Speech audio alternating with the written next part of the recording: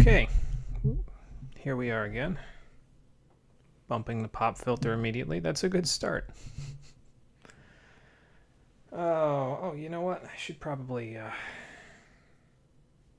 go on Discord and erase that message about me being late. Where is it? There it is. Delete message. There we go. That way, nobody gets confused. If I don't want to leave it there because then it's like, gets to tomorrow and they're like, what do you mean you'll be late to stream tonight? It's not a day you stream normally. So, figure I might as well take care of it now so that way it's out of the way.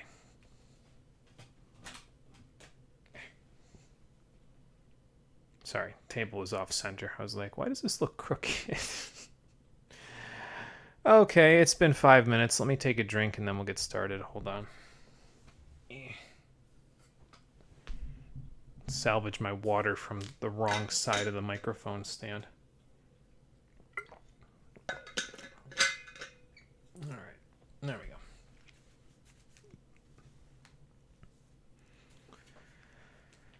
Oh, all right. All set, ready to go. Let's not keep Surge waiting any longer because I have to imagine it's getting itchy in there. Like, he's been in that damn body for, what is this, the 14th episode? He's been in there since the 7th episode. I cannot imagine, like, if I already have enough, need to itch and scratch my body occasionally during the day, having a full suit of fur on, I cannot even imagine how itchy scratchy that gets. Like, it's got to be a lot. But we'll solve that soon enough. How you doing, everybody? Welcome back to Chrono Cross, the stream edition. Last time, we got the blessing of the last 4 of the 6 dragons. We got the first 2 on the stream before that. Excuse me again.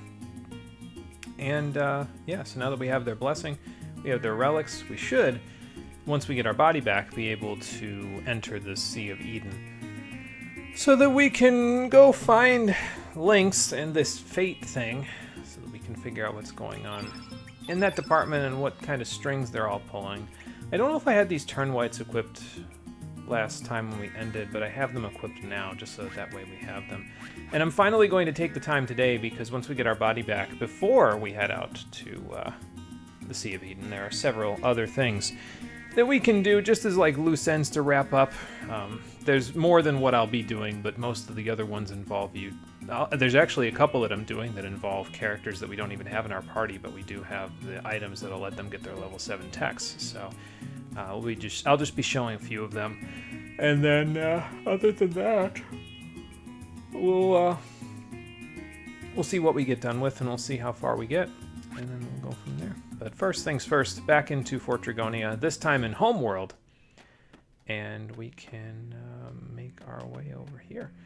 I forget, I feel like, if I remember correctly, there was something you could do with the dragon tier here, but I've tried using it as an item at that central altar there, right at the front, and it doesn't do anything. I think it might be because of the fact that I've already hit all the switches. So maybe if the switches aren't hit, it will activate all the switches in the palace. But I've already activated all the switches because we came here before to do some looting and to find Draggy. So since we don't have to hit them, then I guess we won't have to worry too much about it. So since we've got all the switches already activated here as well, let's just head straight up to the next area, to the top of the palace. Oh, but you didn't think it would be that easy, did you? And this is the point in time where I have to stop being nice to Chrono Cross and ask, how the fuck did you get here? Okay, I need to understand this, because it wasn't a matter of you being in my body and therefore being able to travel across the dimensions. The only way that I could travel across dimensions, in that body or not, is if I have the Astral Amulet and I have me. How did you get here? This is Homeworld. For the rest of the game, you have been stuck in another world, and that at the very least has made you feel like, okay, well, it's a threat that we can deal with because we can just come back here if we need to. Now, apparently, you can just go wherever the hell you want. How does that work? Why are you not being internally consistent, Chrono Cross? Chrono Trigger was internally consistent. This is why people don't like you. What the hell? I don't even know what that means. Well, come on then. If you want to fight, then it's a fight you'll get. Because I am just about done with this fursuit, trust me. I don't want it anymore. Okay, so... I think probably we can establish Diminish first. That would probably be the best idea. Oh yeah, so, and again, he's dressing like Lynx, despite being in my body, so he's completely conspicuous.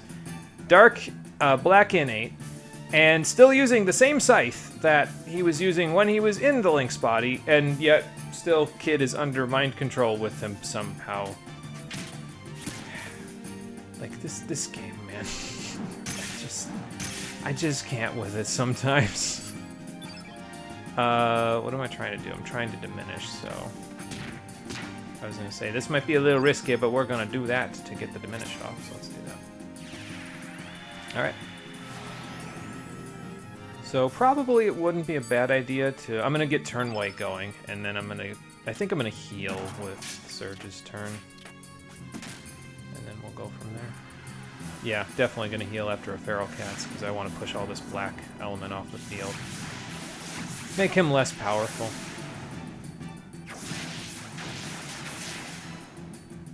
Ow. Alright, so you used all but one, so let's go down here. Where's my turn whites? There they are. No, not you turn white. You turn white. And we're just going to do what we usually do with black innate bosses. We're going to get turn white up on Surge. We're going to get turn white up on Sprig when she's doppelganged. Because if you get it up on her before she doppelgangs, it actually eats the turn white if you turn her into something else. So don't do that if you're planning on using that. But if you are planning on using that, then go nuts eventually once she doppelgangs. So let's get her doppelganged after we heal, and then we'll just keep going. By the way, it's probably a good idea to bring Black Hole traps to this fight because he can cast Black Hole. It's like a 50-50 shot between casting it and casting... I think he can cast Tornado otherwise, but... I was going to say, he's probably going to interrupt me pretty soon because it's been a while, but... Yeah, we got it. Yeah, see how much less that does with the two white innates on the field? That's much nicer. What was I saying? Yeah, so he has a chance to cast Black Hole eventually in this fight. And he also could cast Tornado on that turn instead of Black Hole. So it's probably not a bad idea to bring Black Hole traps. I just didn't feel like going all the way back to another world, grabbing the traps, and then coming back here. I'm going to buy some today once we get our body back, and then if we have to deal with Black Hole again, which I think we do. There's a couple of boss fights that can use Black Hole in the future. So if we have to deal with it again, that's when I'll be concerned. So. In the meantime, let's just have Radius kind of smack him up a little bit, and then, I don't know, I guess we could inflict damage. If we have any damage that we can inflict. I mean, I guess I could long shot him. I don't care. Radius is kind of just there as a healing / support bot, so I'll probably just have Lynx Surge cast this. If there's any fight where I don't want to get them confused, it's this one. Cast turn white on Sprig and White Knight in just a second, so. First, let's rip into his HP real quick. Oh, good, Volcano. Ooh! Ow. Okay, no burn, good. That's what we don't want, it's the burn. Alright, and I could heal, but we could also use Forever Zero here, but I think he has a chance to use it if you wait long enough in the fight. I'm not sure if we'll end up waiting long enough, but you know, we'll just do what we can. As for you, you're not going to be casting any spells. We'll just 2-2-3 beat his ass. Very nice.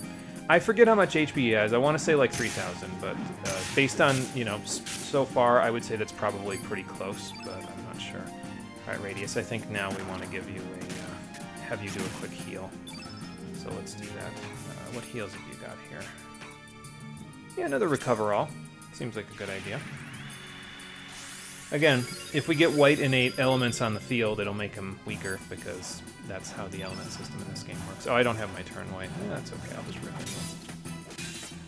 But see how much less damage we're doing as a result of not having it. Okay, here's Forever Zero. So now I don't have to cast it. Because I wouldn't be able to, because there's no fights anywhere from here to getting my body back, so. But there you go. That's what it looks like. Shockwave Pulsar! Kind of.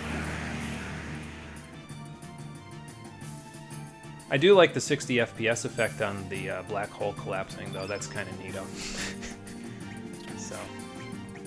I could cast it back on him, but I'll get Turn White up after, like a little later. Let's cast another Recover All for no apparent reason. And then see if he's slumping after White Knight's little series of attacks here. Yep, there we go. Very nice. And Radius, you might be able to finish him off. Well, not if you miss. Okay, here's the Black Hole spell that I was saying we have a 50-50 shot of seeing. So we'll see what happens. Now that we found out that you can die and still get stat boost from the star levels, I'm really not too worried about it. I probably should be, because I just had 2 people die, and now I'm stuck on White Knight. But, you know.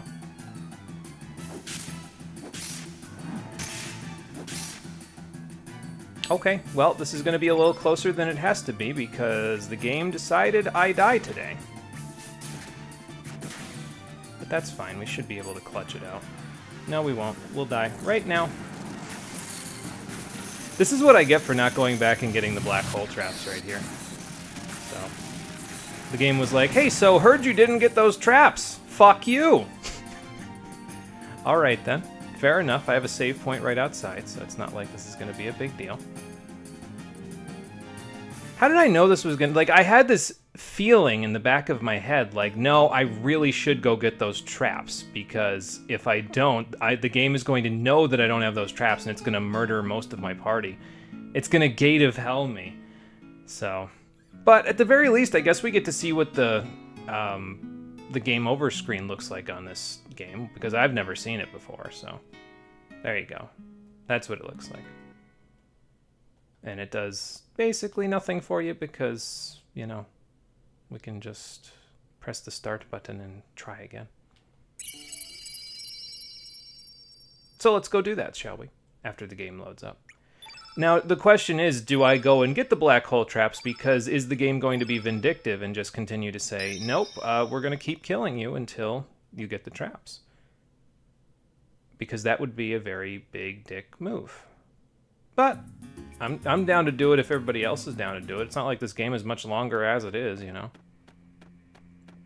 Typically, though, if we don't miss too many of our attacks, we can usually kill him. I think I tried this before this, like, because I was trying to, like, get a feeling for what, when I should do everything, like all the loose ends that we need to do, so that way I'm not, like, warping between worlds over and over again. And when I did so, I'm actually going to save right here so we have less to walk. But when I did that, I noticed that basically...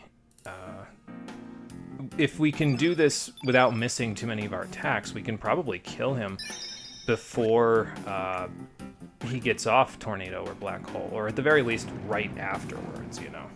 But either way, we'll see. I'm down for more embarrassing deaths in one of the easier RPGs I've ever played. Hell, I died on the final boss in Mario and Luigi Superstar Saga because I was not... I was underestimating the final boss with the power-up status, so why not do something similar right here? That being said, the strategy is exactly the same. We're just gonna get Diminish up and then go from there. He's interrupting me earlier than usual, though. Like, normally he... Okay, well... normally he doesn't interrupt directly at 2 hits, 2 level 1 hits. Normally he gives you a little bit of leeway, but he is not currently, so there is no mercy for the weak. That's what he's telling me. Alright, but we'll get Turn White up anyway, and then we'll go from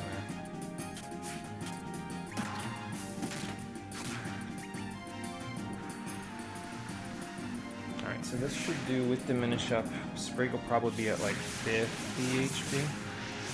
I think.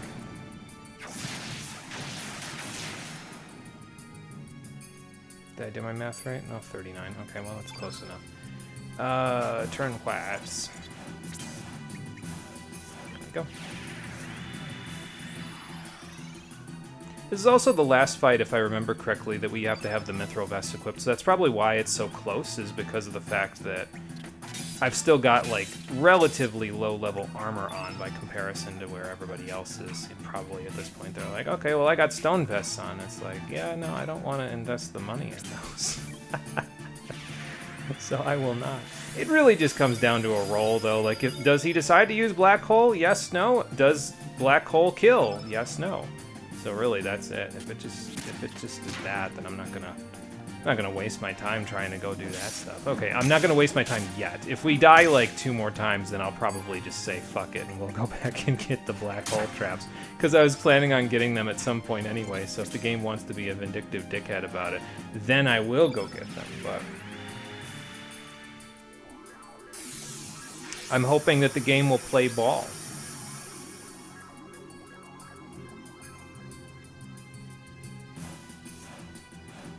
Instant death on a damaging spell is a hell of a thing, too, for this game. Like, that's not... Normally, the game isn't quite that vindictive, but, I mean, I guess, you know, that can happen. Alright, so Radius can heal after this. And then... I mean, probably if I went on a hyper offense a little bit more, I'd probably get done with this before, but Radius can heal here, it's fine. I'm gonna try heal alling. I don't think it makes a difference which one you use, but... Okay, that actually did make a difference, because that was significantly more healing than Radius did before with that. Alright, fair enough. Okay, no interrupt means that I can get a turn light up on you. And then we just smack his HP bar until he falls over. I could also get a rage up, but I don't know if that's... Well, maybe I'll do it, just because last time we didn't have rage up, and look what happened, so...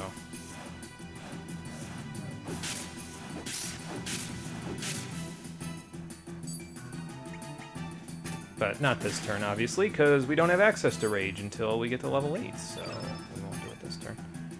Let's see.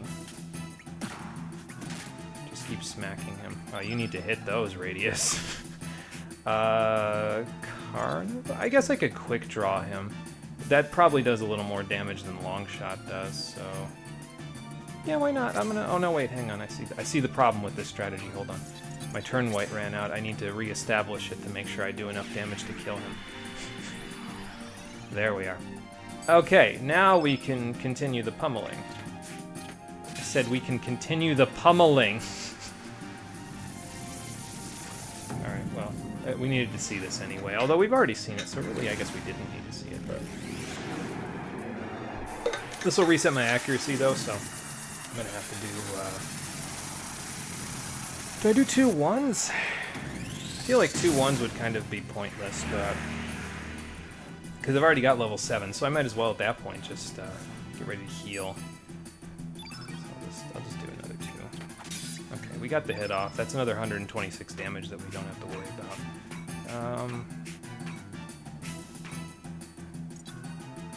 Yeah, sure. Just do a regular old recover roll.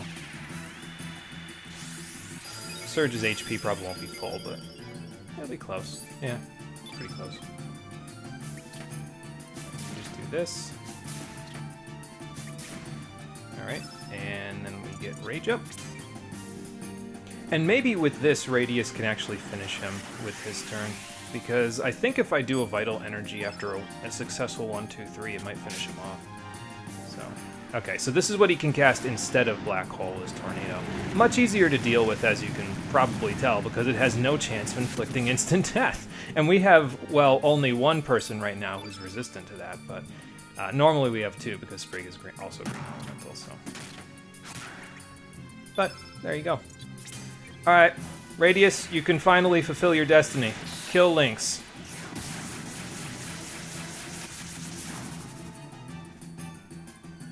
He has probably like 3 HP left. Like, that's probably it. gonna say, I guarantee you if I hit this level 2, it will kill him. Well, that was scuffed, but I'll take it. And that gets us the 37th star level. We'll go heal that off in a little bit, because pretty soon we'll actually be able to summon Saints once we get our body back. So I'm going to wait to heal off the one that we're missing right now by going to an inn until we actually summon Saints and get the shiny salt that we need. So there you go.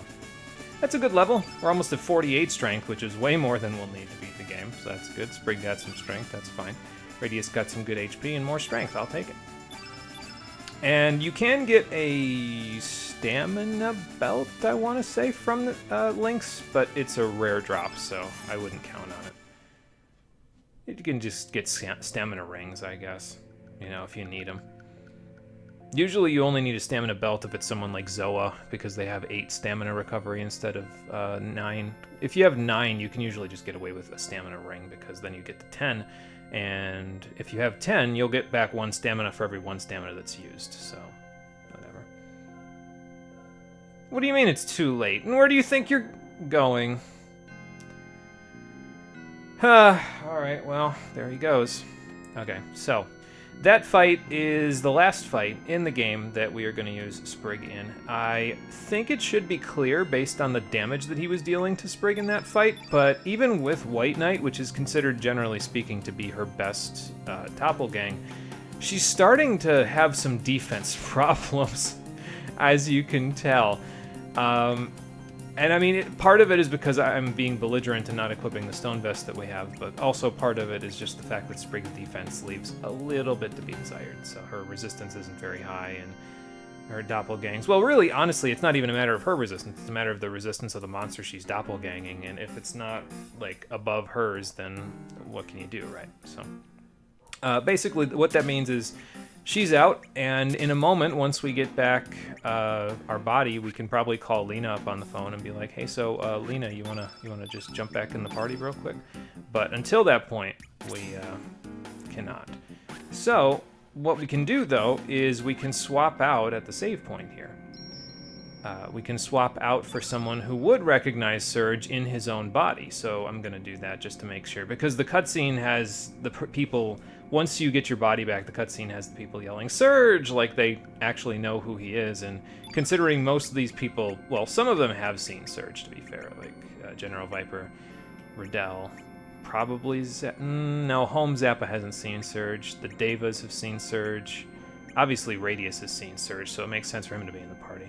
I'm thinking we'll bring Captain Fargo with us for this part, because he'd be, out of anybody, I feel like he'd be one of the ones that would say, you know, "Oh, I know who he is," and then he'll know when we walk out the door, you know what I mean? So we'll bring him with us, but there's nothing else to do up here. There's no monsters, nothing, so I'm not worried about equipping anything, because we won't have to worry about that, like, at all. So. You could also bring Stina with you up here, but she actually shows up in the cutscene whether you bring her with you or not, so. The first time I played this game, I actually brought Stina through this entire section, and she spent about 50% of the Lynx fight dead in the ground, basically.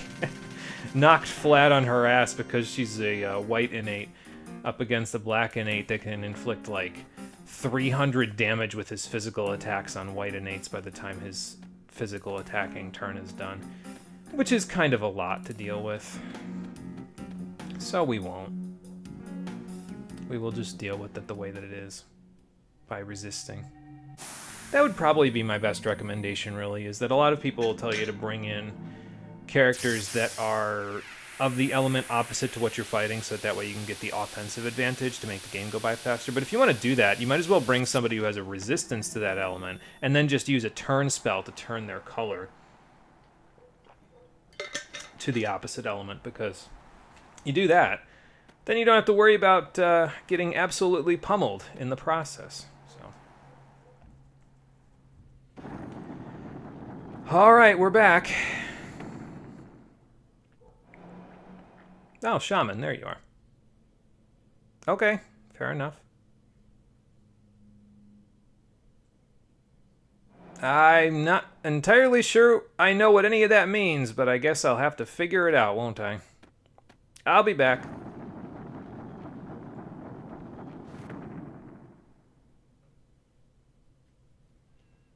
Alright. Second time's the charm, apparently, because here we go. Alright, Dragon Tear, do your thing. Oh. They're gonna give me a mural to look at this time. And they're gonna ape the story from Evo Search for Eden for a little bit. Oh boy. I mean, it's just, you know, the theory of evolution, basically. I mean, that's also an Evo game, to be fair, but it's just the theory of evolution. Although they sort of relate this, like, consciousness to things that are in the water, that they didn't have the brain power to not be satisfied with life in the water. They moved there because of some sort of adaptive need. They moved there because they were like, hey, nothing's eating the food up here. That means it's an abundant food source. I'm gonna eat it. And then they ended up on land. But Chrono Cross affords them a consciousness. It anthropomorphizes a lot of things, to be fair, but, you know.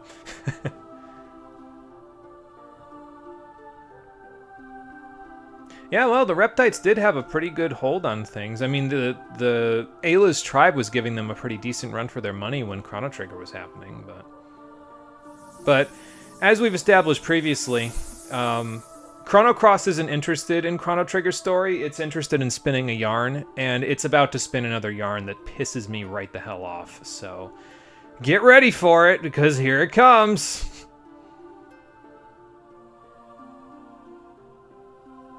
I mean, if that's what you want to call a meteor from space, sure. No, it didn't. It took years for that to happen. I mean, granted, it hit, like, right next to the Reptite castle and blew it up. But, quite frankly, Chrono and his pals killed the head of the Hydra of the Reptites, and then the rest of them had to split off, so. They were not apes, they were cavemen, they were fairly well evolved at that point. But this is the yarn. Chrono Cross is now trying to delete and retcon Chrono Trigger's relatively sophisticated cavemen civilization, the Neanderthals or whatever you want to call them that Ayla's tribe was, and say they were basically a bunch of gorillas in the jungle until they touched the flames of Lavos' meteor, and then their brains instantly evolved into sophisticated life forms. No! Why? You literally just handed me a character that is a small child analog of Ayla from the last game. Why would you say something like that? Are you stupid? I remember how Chrono Trigger worked. Those people were not gorillas in a jungle. They were not transformed. They were cave people, sure. They weren't, like, you know, speaking in Shakespearean sentences. But they weren't stupid. And then just given power. And by the way, this is why they're spinning the yarn.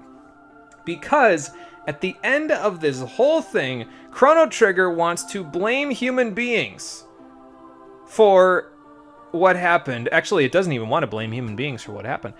It's going to give human beings the touch of Lavos so that they could become more sophisticated beings, so that they could devour the planet, so that it can take all of the bad things that human beings did across history and say, well, it wasn't technically their will. Well, it was their will, but that will was not something that they had originally. It was given to them by Lavos. Scapegoating. Again. Can we get off the scapegoating train, please? Like, it would be far more complicated if you would just say, yeah, humans did this. I mean, Lavos is here, but humans did this, and I mean, we don't want to blame you for it, but, you know. But then Surge couldn't be holier than thou because he's human on the inside, so I don't know how that's gonna work. I also don't know how this is gonna work, but okay. Water bubble. And now I'm drowning. Oh, well, that's a little gruesome. Holy hell. The dragon tear turned me into a Grimer. But, as it said, all life was born from the sea. I don't think babies came in fully formed, just floating in the ocean, but it's a metaphor, so I get it. Sorry about the dog in the background. I don't know why they're leaving her out there. The dog's scaring the baby. Never mind. And, you know, I was going to make a joke here, too, about how, well, you're going to have to wait 16 more years, Surge, before you can take on Lynx again, because we have to wait for you to be fully formed. But, yeah, no, he just grows straight back up.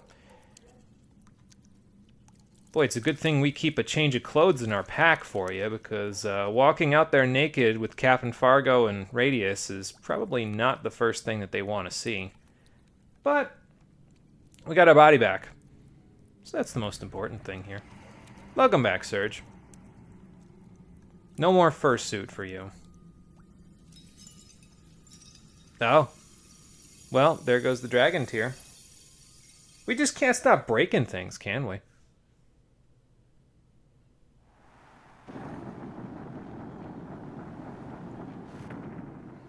Alright, I have significantly less hair than I had when I left you.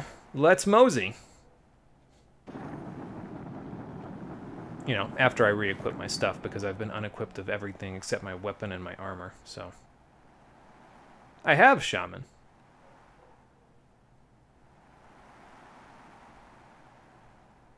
Oh, okay, so this is... I didn't mean to break your thing, but if you expected it, then okay.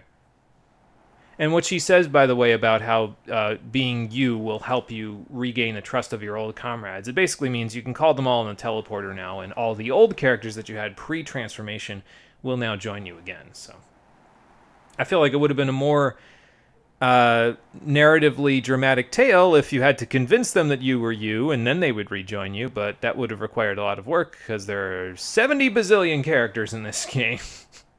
Playable characters. Oh, yeah. The legendary drop the game title? As long as the credits don't start rolling right now, that'd be fine. Well, I was going to say, Shaman, it is just a cave, but, like, there's also a cave in the other world, so maybe we can go check it out. But yeah, so we now have two tiers in our inventory. We have the tier of hate from the other world, and the tier of love from the home world. So those will come in handy eventually, but not yet. Alright, so first order of business, now that we have our body back, let's go get Captain Fargo out of the party and see if we can get Lena back. Because she has an important role to play right now, actually, in the process of helping us get the shiny salts that we need. Because outside of here is homeworld Mount Pyre, and the enemies there should be ripe for the taking in terms of me allowing, like, getting enough damage off to not kill them, but also to be able to build my element power up and then summon saints. Because now that Surge is back in his own body, he's back to being a white innate character, so that means that he can summon saints. And that's what we're going to go do while we're here, just to get it out of the way. But first things first, let's see if we can teleport a few friends in. Excuse me. To be fair, it's really only one friend, although Matcha and Fiona should be available too, but... yeah, so we have access to everybody. Now, I should mention that the game has 45 playable characters, but you can only ever have 44 out of 45, even if you do all of the New Game Plus shenanigans to collect everybody else up. And the reason for that is because Surge and Lynx are mutually exclusive characters. If you have one, you cannot have the other. It just doesn't work. So you'll only ever have this list populated with 44 people. But you should have pretty much everybody back that you had previously, and now. There's Lena, there's Matcha, Fiona's down here. So now the astute among you might notice that there are two people missing from this list. Kid is the first one. That one should be obvious as to why she's missing. She's still being mind-controlled somehow. But there's one other one missing, so I'll let you take a look at the list. I'll scroll down in a second.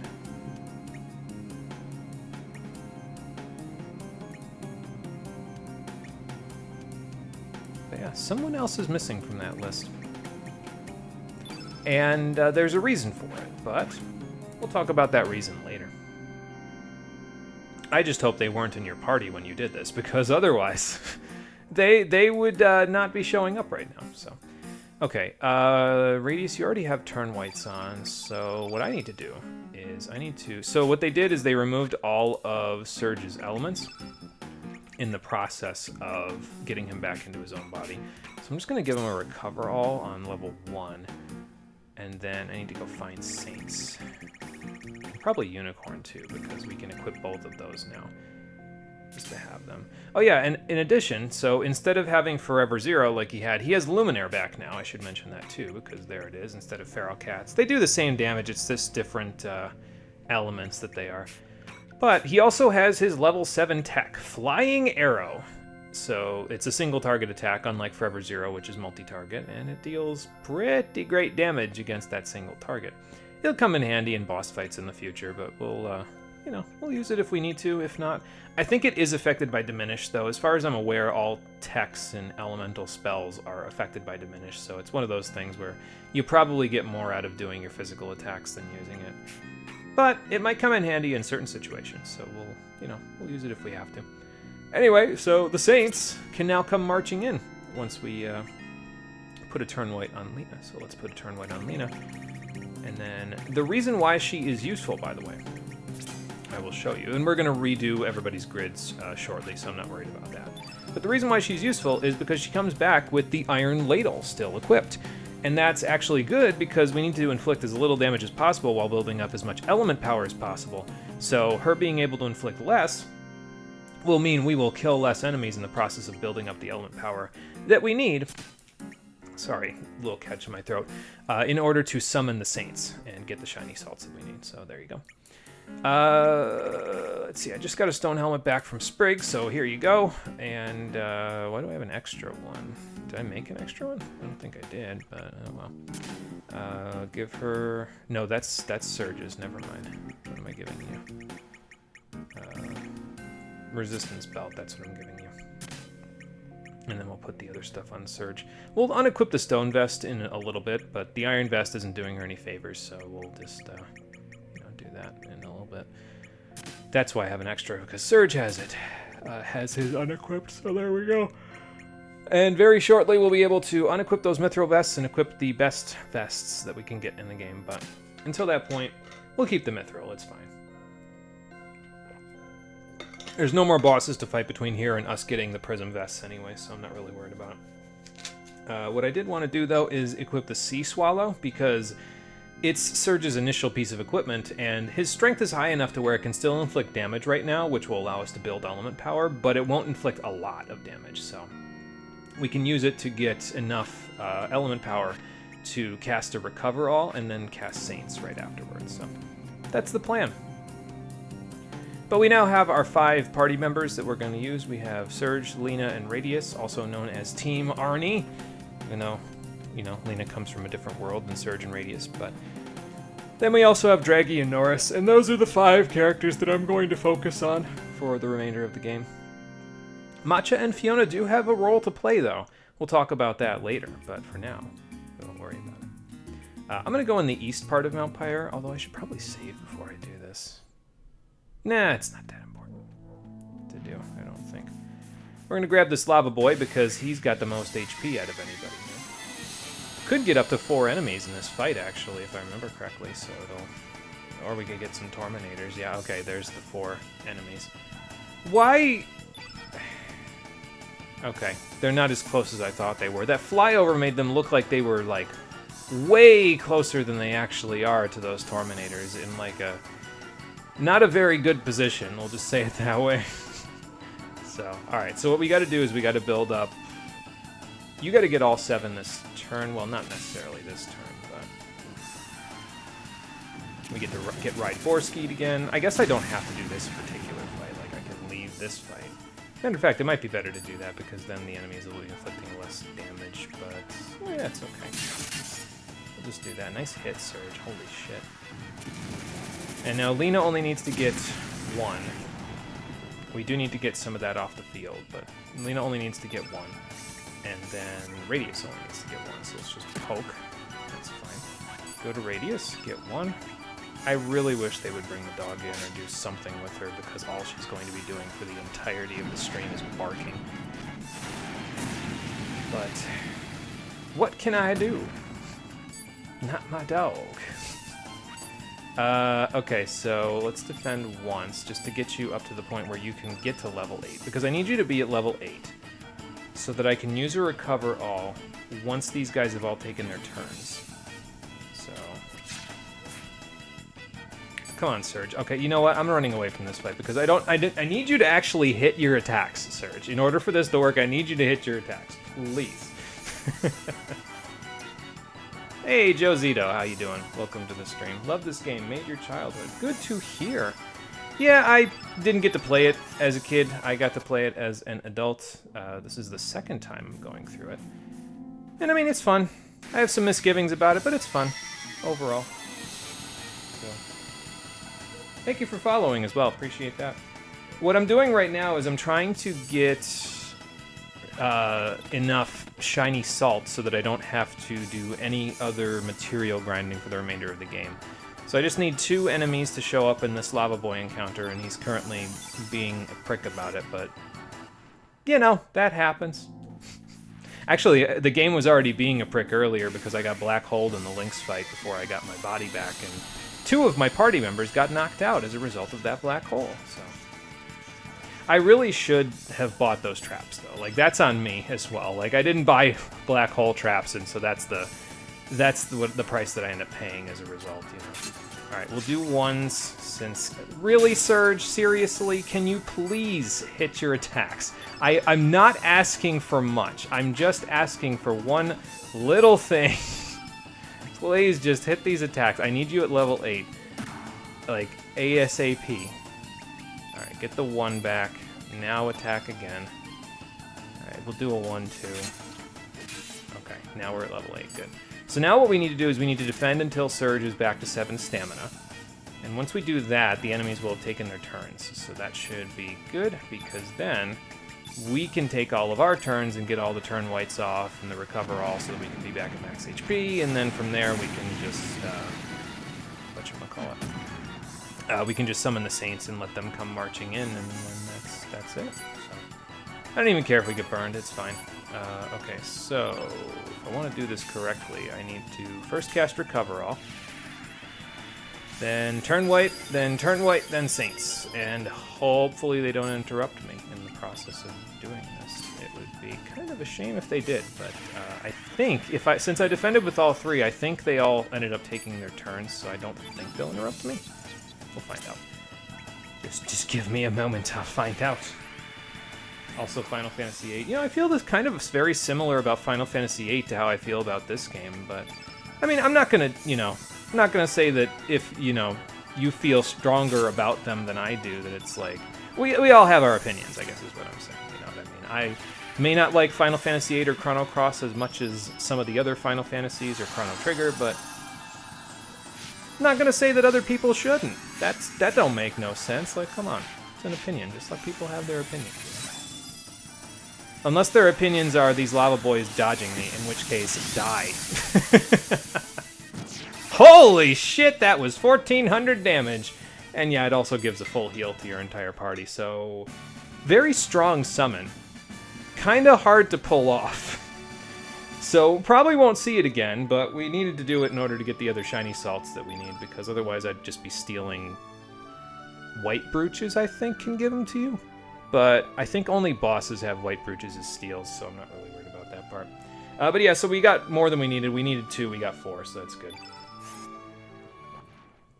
One thing I should mention, though, is that...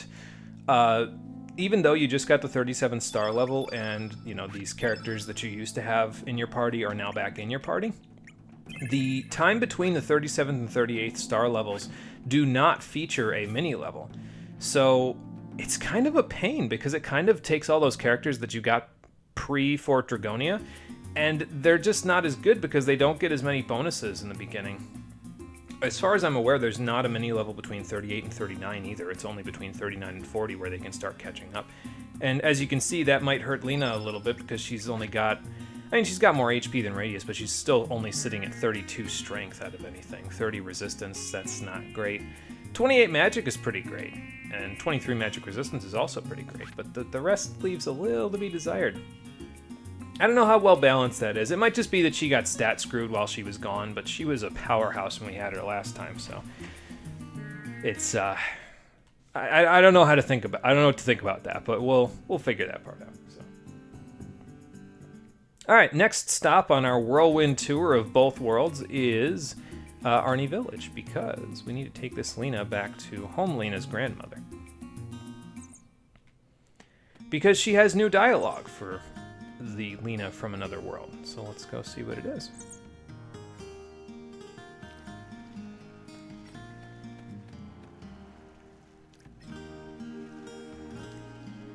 Yeah, we've been through this song and dance earlier, but she's effectively her twin from another world, I guess.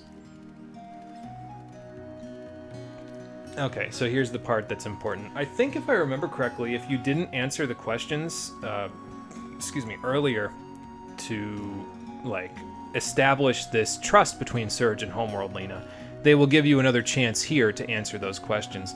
Not those questions, but one other question to get that trust. But since we answered them already, we don't have to answer another question, so... Yeah, well, that promise is pretty important. It was important enough for me to carve Surge and Lena forever into a rock on Cape Howell, so... Yeah, that sounds about right. Oh, okay. Thanks. And for remembering the promise that you made to Homeworld Lena, we get Maiden Faith, the level 7 tech for another world, Lena. And it's real good. We'll talk about it in a second, but... I think she will in boss fights, because it's something. Let me tell you what, it's something. But that gives all of our party members that I'm going to focus on their level 7 techs, so that's a good thing. Let's just remove that for now. We'll put some more of her stuff in here eventually, but for now, let's get all the way over to... Well, actually, I should probably get her... Yeah, I could stick Frog Prince in there as well. She doesn't have a level 8 slot yet, so she can't actually equip Blue Whale, but that's okay. She doesn't really need it all that badly. So, Maiden Faith. Its description doesn't really tell you exactly what it does. It gives you one of the effects that it does. So, it actually acts like the Re-Raise spell from Final Fantasy VI. If Lena falls in battle, if she gets knocked out, if she has the effect of Maiden Faith on her, she'll automatically revive. And you can use this up to twice in one battle if you get lucky with her Maiden Heart, because it can recharge that element if you use it. But that's not the only thing that it does. It also gives her the Strengthen buff and the 99 buff at the same time. So she gets a 25% increase in her strength, in her physical attack, basically. And on top of that, she also gets 99% accuracy for the next several turns for a good chunk of stamina after that. So it's a pretty powerful level 7 tech. It's one of the more unique ones in the game, and it's one of the reasons why I wanted to use her, because I feel like it's going to be pretty powerful in boss fights, and that's generally speaking where we're going to have this party, because they're all pretty good at single target stuff. So Draggy and Norris can come along for the in-between stuff, and they'll mainly be around to fight the mooks that we fight in between boss fights, but this party is probably going to be the one that I fight the bosses with. They've also got good healing, because I can give Lena Cure-All and all that other stuff, so that's pretty good. Alright, next up on our Whirlwind Tour, let's get General Viper into the party. I'll just leave Radius in the 3rd slot, because, I don't know. I just don't feel like changing the whole party around, you know? Alright, but we need to go back here to Homeworld Marboul, and we need to go into the bar, because this is the thing that I was trying to do before that we can't do because Lynx is in your party and the bartender is racist, so. But now that Surge is Surge and General Viper is in your party, you can talk to her. She'll have some random dialogue, and then General Viper will have a chat with her. Oh, okay. Cool. I wonder what Homeworld Viper left for Viper, because this is not Homeworld Viper, but no one needs to know that. Okay, got it. So before I was having trouble finding this. That's because you have to press the X button on this wall. I figured that there were stairs there, but no, you actually have to press the X button to have the hidden door open there, so that's how that works. So in case you're having trouble finding the hidden passage, there you go. And if you go back here, the flag of the Viper Manor.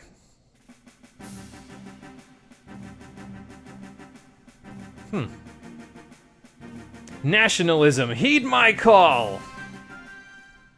So Viper will take the flag with him and receive his level 7 tech, Flag Bearer. It's another strong buff, self-buff. But on top of that, he gets the best accessory in the game, the Dragoon's Glory. It's a direct upgrade to the Dragoon's Honor. So, it's pretty good. It gives you a boost to your strength, I think, by 3, your magic by 2, and then your accuracy it gets buffed as much as the sight scope, so it's pretty good. You only ever get 1 in the game, though, so make sure you give it to the character that is the most important. Usually, in this case, it'll be Surge, but those of you in the know might know that me saying, well, there's only 1 in the game, so make sure that you get it and give it to the person that is the most important. Some of you that might know that that's not exactly true, because in this version of the game only, not in the Radical Dreamers edition, because they patched this out, if you approach the wall again without leaving the bar, General Viper will have another vision. His nationalism will overflow out of his body again. A white flash will appear, the flag will still be gone, but he will receive another flag bearer. And then on top of that, he'll get another Dragoon's Glory. You can repeat this as many times as you want, as long as you don't leave the bar. You could get 44 Dragoon's Glories. If you really want to keep repeating this, you'll also get another Flag Bearer every time. He can't currently equip Flag Bearer, because I don't think he has a level 7 slot, if I remember correctly, but eventually he'll be able to equip it, and like I said, it's a pretty good self-buff. It heals him, I think, for 999 HP, and then it increases his defense and magic defense, I want to say.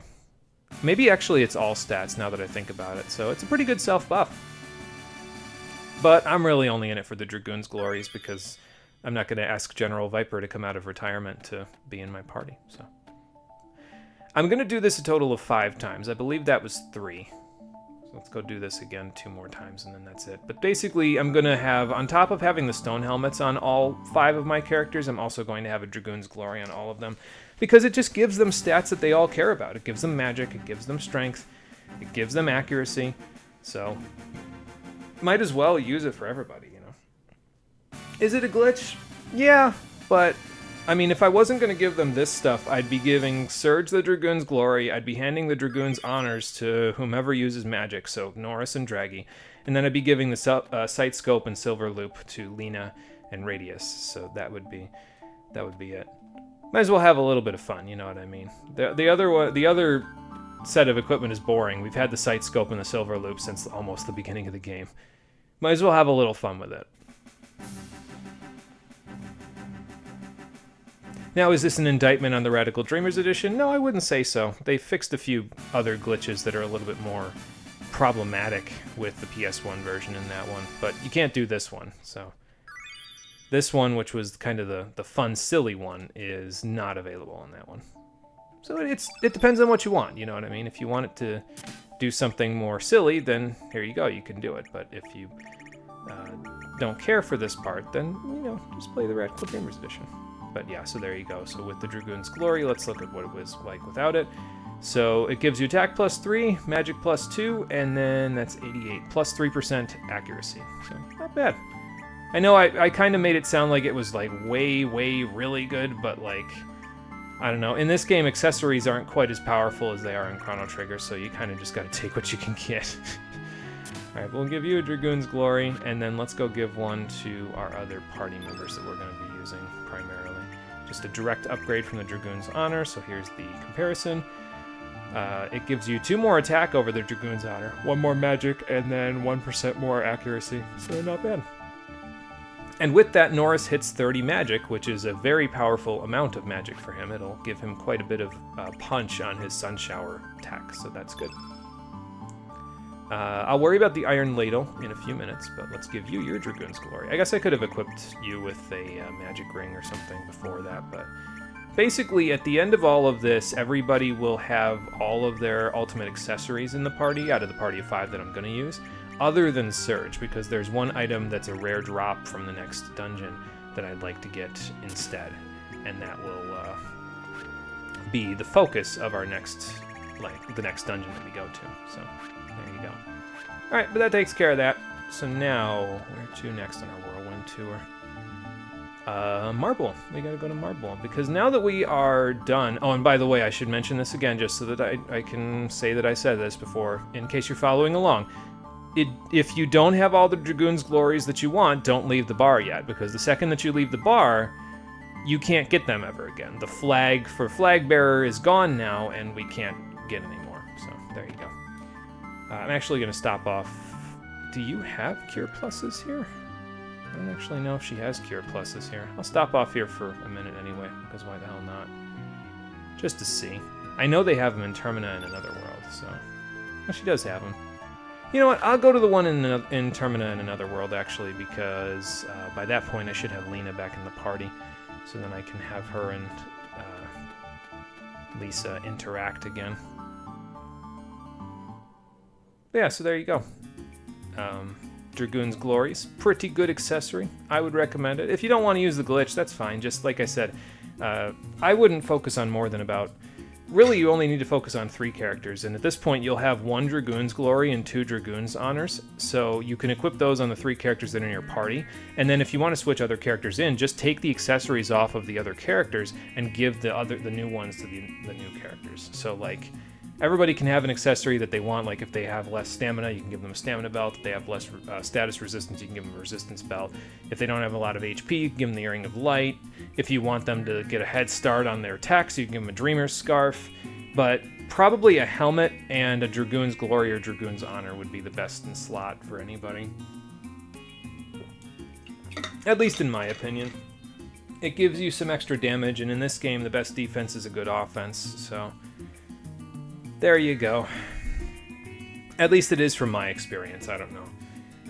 You could use the Defender as well, but I've never really found extra defense to be something I particularly need. Usually if I'm dying, it's not because of a lack of defense, it's because I didn't heal or because the enemy got a lucky proc on Black Hole or something to that effect, so... but anyway, if you go back to Marble after you get your body back, in Homeworld specifically, I should mention, they will have rebuilt the town. It is kind of weird, though, because they put the SS Zelbest theme over top of this place now. And that, to me, is kind of strange, because, like, wasn't the whole point of, you know, saving this place, the point of it was to save their culture, wasn't it? Like, so that they could... you know, not have to be in indentured servitude on the Zelbest? Isn't giving the music of the Zelbest to Marble, isn't that just going to remind them of the place that they had to do all that slave labor? I know, they can't hear it and I'm overthinking things, but... Listen, like, it just seems like a weird choice to me, you know? Like, I don't really... I feel like they could have used just the other Marble theme. Like, they had a Marble theme for Homeworld.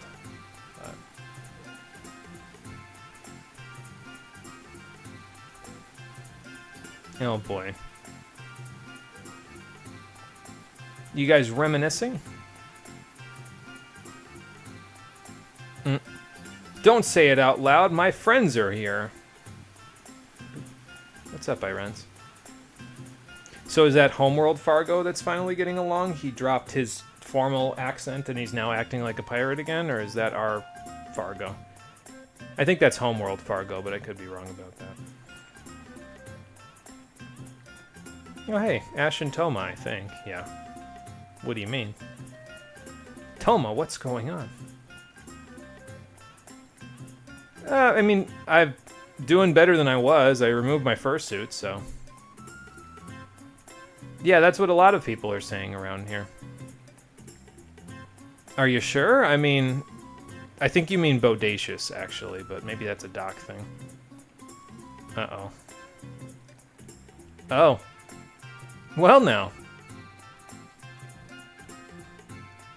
I don't know if this is embarrassing. You're just being a sly dog. Hi there. How does he even know who I am? Have I introduced myself to Toma? Nice to meet you, too. Yeah, he decided to shack up with one of the mermaids, so that's cool. I wish I had any amount of happiness for him whatsoever, but we've interacted with Toma like 2 times across the whole game, so... If you want me to be like, hey, yeah, that's awesome, man, I'm happy for you, I can say it, but if I don't have an investment in the character, it's basically just wind, you know? So, but anyway, if you talk to him a second time, he'll give you another frame, the Quill and Papyrus frame. Kind of like that one, actually. It's kind of cool. Although I think it probably is more of like a Suikoden type frame.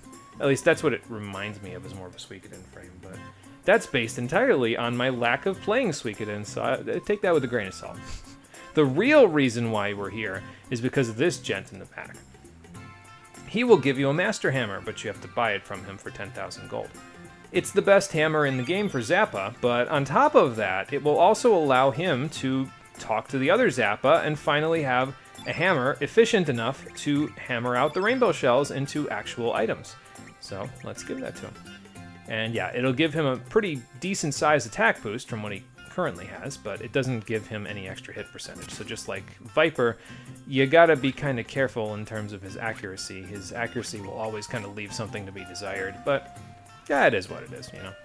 But that's the main reason why I wanted to come here. There is another reason to come here, as I'll show you in a moment, because, well, the greeter told us that we are in the village of love and happiness. But if we... Actually, you know what? I think I can get them while I'm here, now that I think about it. Let me see if the new shop here sells traps. Thanks, baby. Let's see. Yes, it does. So let's grab some black hole traps while we're here before I forget again. I'm going to grab a total of 20. Because I'm going to equip them on everybody except for Surge. On Surge, I'm going to give him the Diminish element instead. So there you go. And I'll do some buying and selling in a little while once we're all squared away with everything else. But I'll also set up everybody's element grids and all that other stuff. So anyway, so yeah, the greeter here, right? So if you leave the village after first coming here and then you re-enter the village... hold on. There we go. Talk to the greeter again. Thanks for what? Oh, cool. And he'll give you a souvenir. The full revival element. Cool, thanks. Appreciate it. It's like the Arise spell. You can use it. It's a single target revive. I thought it was multi-target at first, but it's actually a single target. And it revives whoever you target it on with full HP. So it's not a bad one for Search to just have kicking around in his element grid. And I can give the other revives to everybody else. So that's what I'm going to do. I should probably also, like, set this up. You know, I'll do it later. It's fine.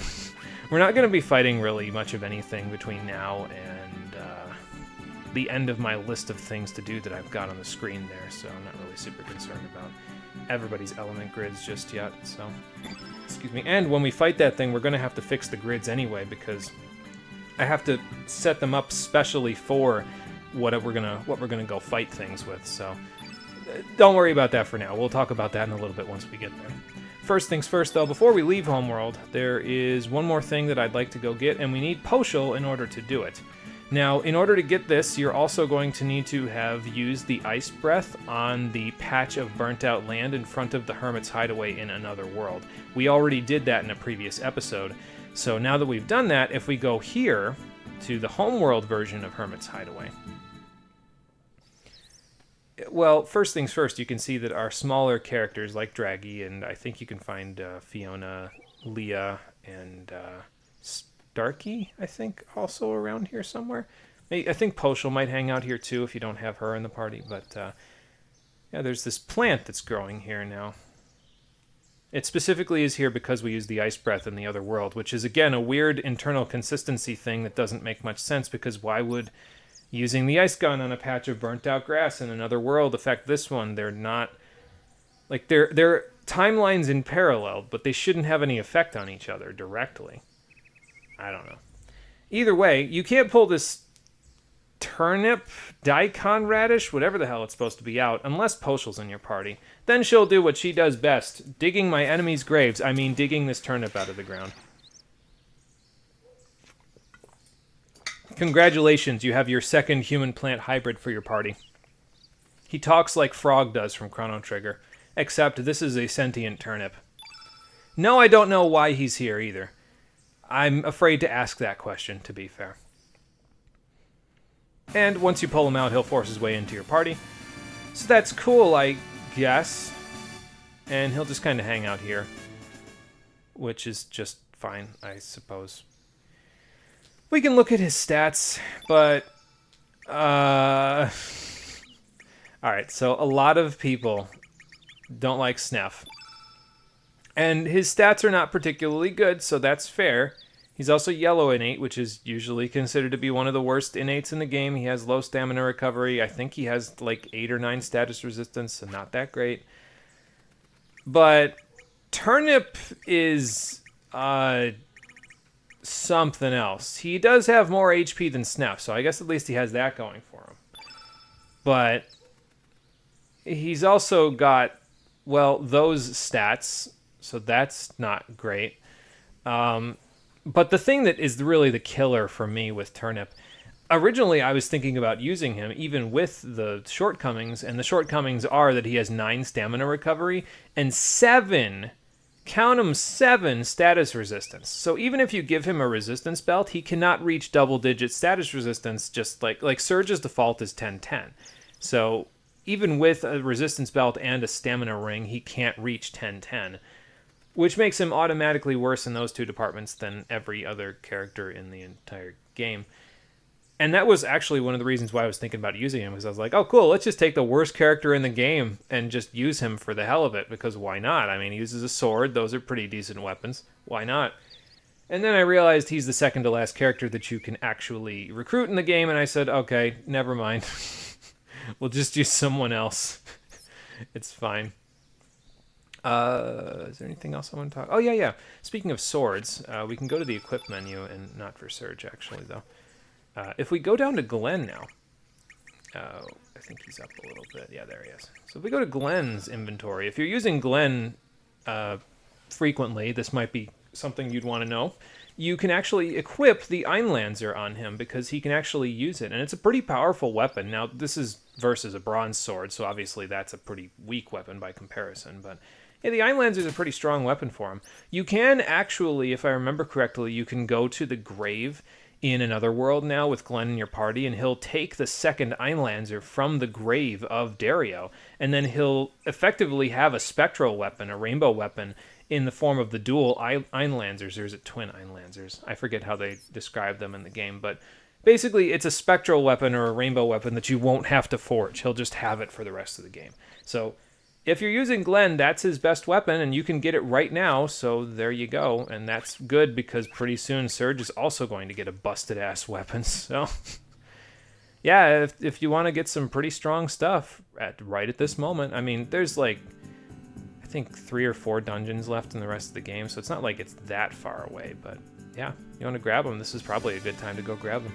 I'm not using Glenn in this playthrough, though, so I'm not going to go bother grabbing it, but if you want to, you can. Alright, so now, let's get Lena back in the party. Is there anybody else I need in the party, actually? Oh no, I want to get Stina in the party, actually, because when we go across the gap, across the divide to the other world, she's going to be useful for something. So, let's bring her in. I'll just leave Radius in the party, because again, why not? You know.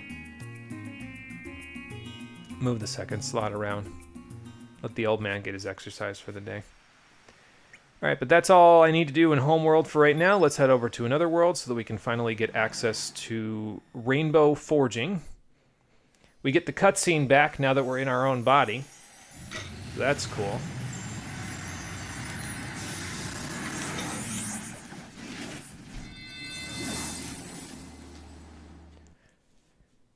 Gives me a chance to take a nice quick drink of water. Gotta stay hydrated after all. Okay. And with that, we can go. So Stina's... I don't want to say anything about aesthetics, because I don't think I know enough about aesthetics to really say it, but like from certain angles, I can see the seam between her legs from here, but from certain angles, it looks like she's wearing a dress. So I don't know why, but it just looks uncanny to me when she starts running, and then all of a sudden they just turn into bell-bottom jeans, basically. I think I'm being nitpicky, but that's just what I'm thinking about when I look at the pants that she's wearing. Like, I don't expect it. Just the way that she stands with them makes it not look like pants, and then all of a sudden it's like, oh, those are pants. I don't know. Either way, we want to take her over here to the Divine Dragon Falls in another world, because she is from Homeworld. And if we go into the cave, we ignore all the explorers doing whatever the hell they're doing in here. And we go all the way over here to this demented corner of the area. We can take her in here, and we can find an altar.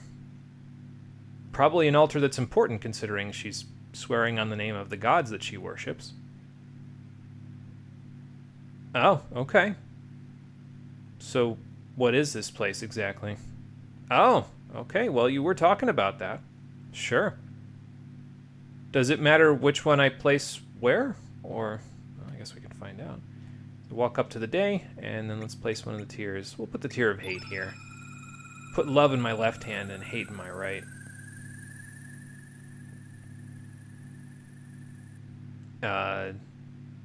Shaman? Yeah, I was going to say nothing's happening. It looked like it was going to do something, and it stopped. Well, we have those. Well, where are we supposed to find a 7th dragon? Yeah, so you can't actually use the altar right now until you find this mysterious 7th dragon and 7th element. So we won't do that just yet, but just keep it in mind. We'll come back later when we've figured that mess out. That's just another thing to add to our list of things to do, I guess. We can worry about that later. We got to worry about fate for right now, so... Actually, we have to worry about all the loose ends first, then we can worry about fate, so... Okay, next stop on our whirlwind tour. We're doing a lot today, but that's okay. It's just getting all this stuff out of the way. So we need Zappa in the party now. He needs to have the Master Hammer equipped. We can take him over to Termina in this world and talk to himself as well. And actually, it's probably better that I have Radius in the party anyway, because there's additional dialogue with Radius and this version of Zappa. So, it's good that we did it. Wasn't intentional, but it's good that we did it that way. Now, at this point, if you did the Viper Churro quest correctly, you've probably already got 5 rainbow shells for your own use, but I only have 4 because I didn't do that quest correctly, so... we're going to go get a 5th one, though, shortly. But first, let's go have a chat with Zappa. With our own Zappa. Oh, I'm not asking you to stop working. I mean, you could take a break for a minute, but you need to keep working. Well, about that. Yeah, no rest for the wicked, apparently. As for, yeah, yourself... Now, even though he says that thing you have, it's the rainbow, they, as far as I know, will not use up your rainbow shells in your inventory to do this rainbow axe up first, so don't worry about that part. He's just got an extra one just laying around. As for the rainbow axe itself, if you could get it in your inventory after they make it, you could probably equip it on Karsh, because, I mean, Karsh is Zappa's son, so that's probably why he wants to make it. So, there you go, they were successful this time. Yeah, that would make sense.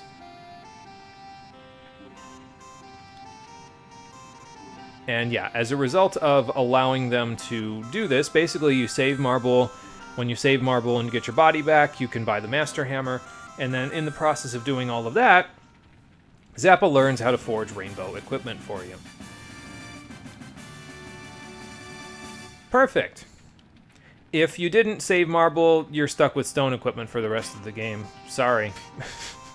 Now, granted, there's, you know, other weapons that you can use other than stone weapons in order to compensate for that, but then it kind of restricts the characters that you can use to get the maximum amount of power out of everything, so there you go. But yeah, so now you can use the Smith Spirit at save points and everything else, and they can forge Prism equipment for you, Rainbow equipment, Spectral equipment.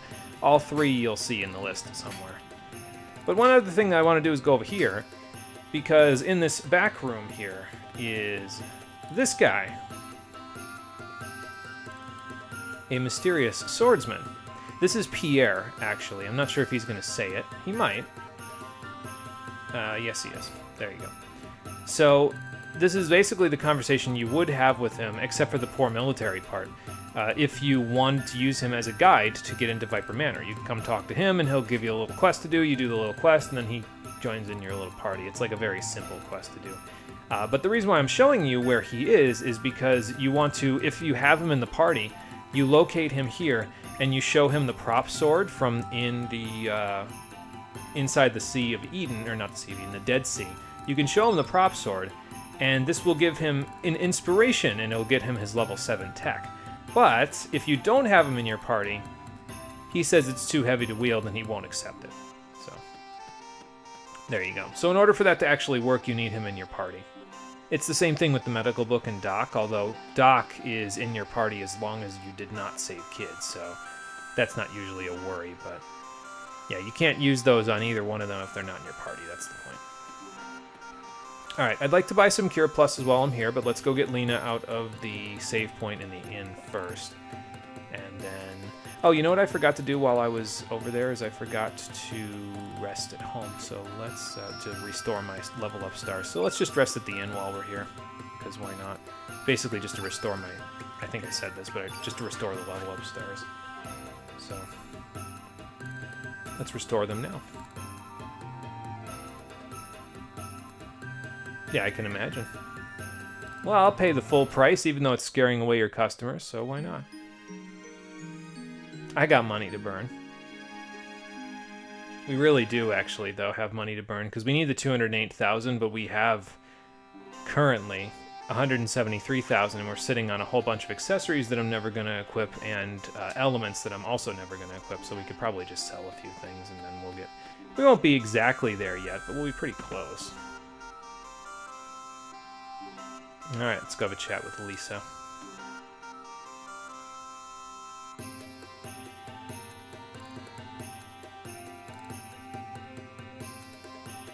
Well, let's see what we can find. I thought they had a different conversation, but that might be the homeworld version of Lisa talking to Lena instead, so that's okay. Alright, so let's just top these off at 15, because I think a couple of them I have a little bit less than. I should probably sell a whole bunch of elements while I'm here as well, but let's buy 13 Cure Pluses, because that way we have 15. I can equip 3 on each character, and then that should work out. I think I want to eventually have 15 Heal Alls, 15 Recover Alls, and then... what are the other ones? I need to get some Purifies as well. But this is all after the next fight that we do, which is not for a little bit yet, so... We'll buy those now while we're here, just so we are a little more prepared for it. Alright, next on our Whirlwind Tour. So like I said, at the moment we have 4 Rainbow Shells, but we have 5 characters that would like to equip a Prism Vest once we make them. And you can make them from the Smith Spirit at any time now. You don't have to go back to the shop to do it or anything like that. You can if you want, but you don't have to. So... That being said, we have less Rainbow Shells than we have characters that need Prism Vests for their equipment. So, how can we remedy this? Well, if we head back over to Water Dragon Isle, you may remember that we were here earlier with Lynx and crew, and the gentleman who gave us Skelly's Bone, I literally have him listed in my notes as Skelly's Bone Handler in order to differentiate him from everybody else. I'm not sure why I chose that wording, but there you go. He mentioned that he wanted to talk to us at some point if we ever came back, and now we're back, so... Well, good to hear. The skeleton is, well, I don't know if I want to tell him the skeleton's up and walking around now. That might give him nightmares, but, well, Skelly's fine now, so... Uh-huh. Yeah, sure, I mean, sure, I guess I'm sure you did now, because you wouldn't be apologizing about it. Are you sure? I mean, if it is, it's just gonna... Oh, okay. I was gonna say, if it is haunted, it's just gonna end up in my weapon, and that's never been a problem with haunted weapons before. But yeah, no, if you talk to him after getting your body back, you can get the Rainbow Shell. A Rainbow Shell from him. And that gives us 5. Perfect. Oh, don't you worry about that, man. We have the perfect man, or in this case, the perfect men, for the job. I think those Scorpioids can drop, like, Delugers or use Iceberg or something like that as well. So if you want to use traps to do that, you could do that. I don't really need them, though. Alright, so now we can use the Smith Spirit, and I can show you the Prism equipment that we can make. So let's go to Forge, and for now we'll forge armor.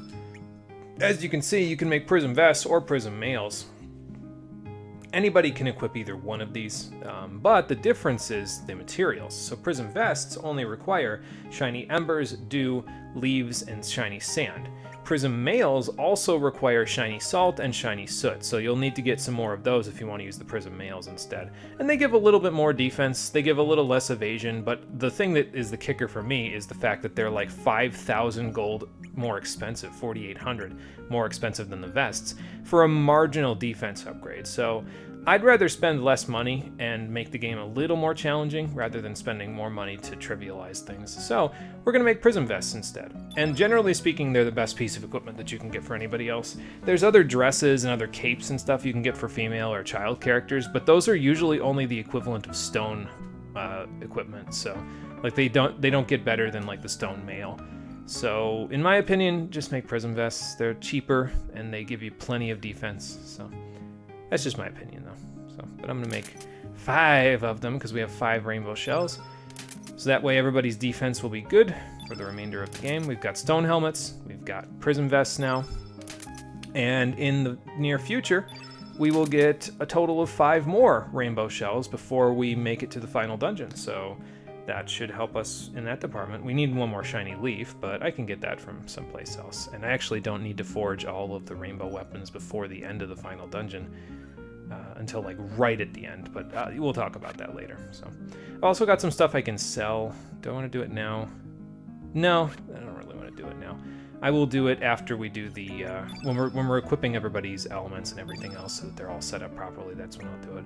But we can go straight from iron to prism, and as you can see, it's a substantial upgrade. Plus 6 defense, plus 5 magic defense over the mithril. So, and it keeps our good evasiveness without having to worry about that. So that's good. Oh, and I also need to make a silicon saucepan for Lena because the iron ladle's not really going to cut it. So I'll go back and do that in a second. Let's get the prism vest on first, though. And the stone vest I actually do want to equip on somebody, but not just yet. Let's get the prism vest on first, and then we'll do that. So I'm going to equip the stone vest on Riddell, actually. She doesn't really need the defense for where she's going, but we might as well get it on her just for now because it'll help her with what we're going to use her for in a little bit here. What else? Mithril helmet, I think, sight scope, and then magic ring or Dragoon's Honor. Probably Dragoon's Honor. Yeah, we'll give her Dragoon's Honor. So you don't really need to equip her with much of anything, but she is required in your party for the next fight that we're going to do, so I'm just going to give her some equipment. I don't care about the mithril rod, that's fine. She's not going to be attacking physically very much anyway in that fight. Well, she is, but she's not going to be doing the brunt of the damage, that's the point. So, alright, prism vest. I think I missed one, right? Yeah, gotta give one to Draggy. Where are you at, my little dragon boy? There you are. Found you. Alright, so other than weapons, Draggy's all set up for the rest of the game. Prism Vest, Stone Helmet, Dragoon's Glory, Dreamer's Scarf. Same with Norris, just got to get him a different gun eventually, although the Plasma Pistol is pretty damn good for a while. Got to get Lena a Silicon Saucepan, so let's do that while I'm thinking about it. Shouldn't be too hard to forge. But yeah, you can also make spectral weapons now if you have enough rainbow shells. But since I don't, and, well, the Silicon Saucepan will still be pretty good for the next dungeon, we'll make that for her. So, gotta be here somewhere. There it is. So yeah, we can make a carbon fiber crystal pan. Actually, it's probably not carbon fiber. Well, it might be considered that, but it's the carbon crystal pan, really, because C6 is carbon. And then I think it's Si02. It might be SiO2, which would be a silicon oxide saucepan, but I think it's O2 as in like 102. Because if I remember correctly, silicon's elemental weight, its molar mass, is 102 point something. I guess I could look it up. But, yeah, it'll be good for the next dungeon, so we're going to make one. Matcha can equip it if we need be as well, but we don't really need to worry about that for right now. Oh yeah, and I can also mention, since I didn't show the accessories, you can also forge prism helmets on top of stone helmets. But they're only a marginal defense upgrade. I think it's like +1 defense and +1 magic defense over the stone helmets, and they cost like almost 3 times as much as a stone helmet to make for that extra 1 defense and magic defense. I would say personally, totally not worth it. Only make them if you're like on New Game Plus and you just have money to burn and rainbow shells to burn, because don't really think that they're worth it. But you do you. If you want them, you can make them, but I don't really want them, so there you go. Alright, what's next on our whirlwind tour? Guldove. We gotta go to Guldove. So let's go to Guldove next. Because as you may remember, first things first, we have a medical book now. Second of all, well, we've had it, but now that we can actually talk to Doc and recruit him back into our party, we can give it to him. So let's go give it to him first. We also have a Sapphire Brooch, so if Oralha is healed up, we can ask her about joining our party, and she's the last party member that we need to recruit for the entire game. So that'll be good, then we'll be all done. And I need to buy a couple things from the shop here as well, so there you go. Speaking of learning, Doc, I have some light reading for you. I don't remember which anatomy this is saying. It's definitely not Gray's, but it's some kind of anatomy book. Sure.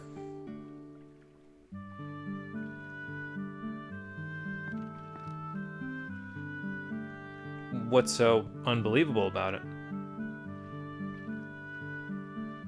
Oh. Yeah, well, we pulled it out of the Dead Sea and all of time was collapsing in on itself. I don't know if that's enough context, Serge. I think you're gonna need to give him more context. Oh boy. I mean, I guess if that's what you want to call it, I'd call it something else, but I don't know, man. Listen, I'm probably bending the rules of the time-space continuum by giving it to you, but let's keep going and see what happens. You're welcome, dude. Radical. Congratulations, Serge, you've created a time paradox. The information of the future is available today, and as a result of that, Doc gets his level 7 tech, Hang 10. So if you're using Doc, that's pretty cool, I guess. You can't get him in the party until just now when Serge gets his body back, but hey, go nuts. He's another white innate character, so if you need 3 of them for some reason, you can just stick him in the party and have him Hang 10. Just like Brody in SSX Tricky. Anyway, Oralha's at the bar, so let's go have a chat with her. Oop, pardon me. I will relax, but actually I have something for you. Oralha? There you go. Yeah, something like that. And that's it, that's all you get, and she joins your party. Kind of, went out on a flat note there, but there you go. She's available for your party now, so. She's a blue innate character, and she's kind of the resident monk of the party. She reminds me a bit of, like, a very, very watered down, which is funny because she's blue innate, a watered down version of Tifa from Final Fantasy VII. Her stats are okay. I think she has pretty high stats overall. Like, even though her magic is middling right now, she ends up with really high strength and resistance and pretty okay magic, so. I forget what her magic resistance ends up being, but she's not bad. She uses gloves as her weapon. She punches things to death, so that's kind of cool, I guess. HP leaves a bit to be desired. And I think she's got 11 stamina recovery, so that's not bad. Give her a resistance belt, if I remember correctly, so just like Lena. Outfit her like Lena, and she'll be fine. Speaking of which, did I give Lena the silicon saucepan? I don't think I did, so let's give it to her so that we don't have to worry about that anymore. Okay, so we just got to go get 4 photon beams from the shop. I have to go shop for a couple of things in the marble of this world. And then after that, we need to go back to Homeworld with Riddell in the party because I got to go buy some purifies from Guldove in the Homeworld. But on top of that, I also need to do some, like, serious element shifting in order to make everything work effectively. Because what I'm thinking I'm going to do is I'm going to give Radius, instead of Carnivore, I'm going to give him the Earthquake elements that we have, so that way he has something of the opposite element in case he needs to have, like, let's say we're fighting green innate enemies, that way he has something that can hit them super effectively, so he doesn't have to use, like, green innate elements against green innate enemies. That doesn't make a whole lot of sense, so we'll do that. Let's see, what did I need? 4 photon beams. It's the only one that I don't have at 6, if I remember correctly, because every other spell that I want to cast... Oh, I can get the Eagle Eyes here as well, so let's get those 3 while I'm thinking about it. And then we'll... I don't even have to stop in Marble in this world, if now that I know that I can get these here, so...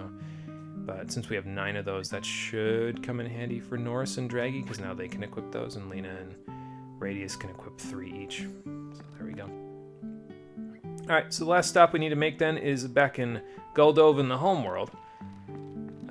And we will get Riddell in the party. And then after we're done with that, we'll get Lena back into the party, and we'll outfit everybody's elements the proper way. We'll do Draggy's and Norris's elements the proper way as well. And then we'll go from there. Actually got done with this Whirlwind Tour faster than I thought we were gonna. Once the Lynx fight forced me to reset, I figured, okay, well, this is gonna take a while. But then again, I mean, I guess there's a bunch of cutscenes that we can still go through here. So the fight that I'm talking about, that I've been referring to for several minutes at this point and not really talking about, actually takes place in a hidden location on the map. And since we're looking at hidden locations, I guess I might as well show you the other hidden location. There's an island here that we've been passing up quite a few times, but if you press the X button while you're next to it... Whoa! You'll bend the fabric of time and space and end up back in the end of time from Chrono Trigger. Sort of. This is the bend of time. So this is used as a sort of repository of monsters. All the monsters that you could have encountered at any part of the game will show up in the different gates that are here in this area. Even monsters from places like the Tower of Gedon or the Dead Sea that you could have missed. And it's kind of cool too, because you don't just get the battle music when you fight stuff in here. So for example, let's say I want to fight something here. I'll just press the X button on this one. Or not. Never mind. There it is. Okay. Just had to find an encounter. And as you can hear by the music going on in the background, it doesn't give you the music of that you normally get in a fight. You get unique music that's from various places in the soundtrack in the game. So that's kind of cool. I like it. I should probably have Radius attack, actually, because he's the only one equipped with proper elements right now. So it's almost like a sound room, basically, except at the same time you can fight off monsters. So that's kind of a cool little effect. I like it. I guess we're still getting HP bonuses, but yeah, like I said, there's no mini level here. We could go get the HP bonuses out of the way now if we wanted to, but what's in here? Oh, okay. Even with my body back, we can't open it? Correct. You cannot open that door unless you're in New Game Plus. So, there's a super boss in there that you can only fight in New Game Plus, but I'm not particularly interested in it. It's a cameo fight with Ozzy, Flea, and Slash from Chrono Trigger. And if you bring Sprig along and she kills all 3 of them, she can actually add all 3 of them to her doppelgang list, but I'm not super interested in that. So, we will be doing a little bit of New Game Plus stuff, but we won't be getting far enough to get back to the Bend of Time, so. As for other hidden locations on the map, well, there's a hidden location here, but it's not super hidden because you may have seen a smokestack coming out of this little island previously. Kind of conspicuous. An island usually doesn't smoke unless there's a volcano on it, and this is where the smokestack is coming from, this mossy shack. So let's check it out. This one is the hideout of Sultan Pepor from this world, so. Yeah, I don't know about that. I'm pretty sure it's this guy's house. Yeah, sorry about the visitors.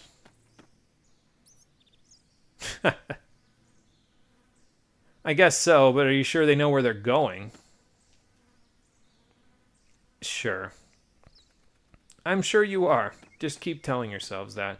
So yeah, Salt and Pepper from this world will all hang out here for the rest of the game. I forget if you can get extra dialogue if you bring Karsh here, but I'm not super concerned about it. Because this is the wrong house. The house that we're actually looking for, where the fight takes place, is back in Homeworld, so that's where we're going to go next. We'll go see what this house looks like in the other area. In the other dimension, even. So let's go do that. Oh, yeah. And I think I showed this, but you can go back to the Viper Manor Bluffs if you want to. I may eventually do that to get another antitoxinal cap so that I can get a shiny leaf before we need it, but I'm not sure yet. There's a weapon in the final dungeon of the game that is a spectral weapon that I can disassemble if I need any extra materials, so I guess I'm not super concerned, but it's an option. I'll figure it out. You know, thinking about it, though, the funny thing is, I just went and bought those photon beams. I'm not even sure if I'm ever going to use them again.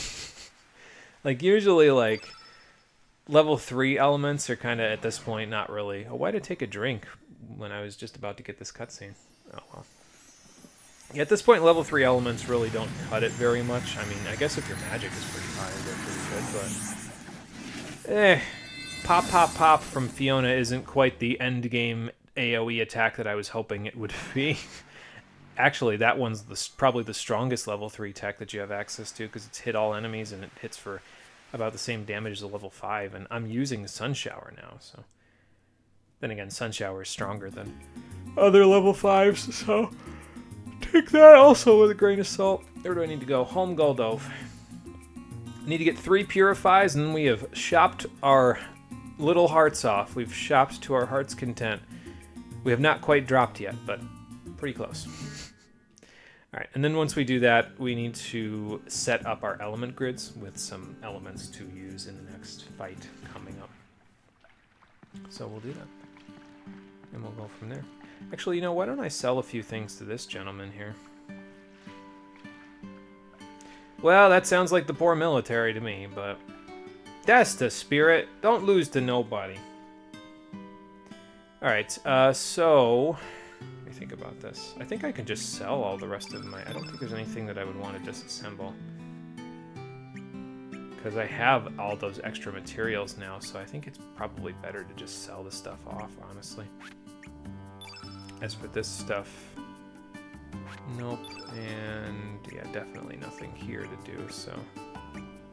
I guess I could disassemble this poultice cap for a shiny ember, but I don't need extra shiny embers, so... I'm not super concerned about that. Could get a Denaturite from the Earring of Light, but... Nah. Yeah, I'm just gonna sell this stuff. I don't need all the excess, so we'll start culling our inventory down now. That's what we'll do. So we'll get rid of the silver staff, the extra one. I think Sprig still has a stone staff equipped, but that's okay. Or no, Radius has a stone staff equipped. Sprig I gave the silver staff to, so never mind. Get rid of that, get rid of this.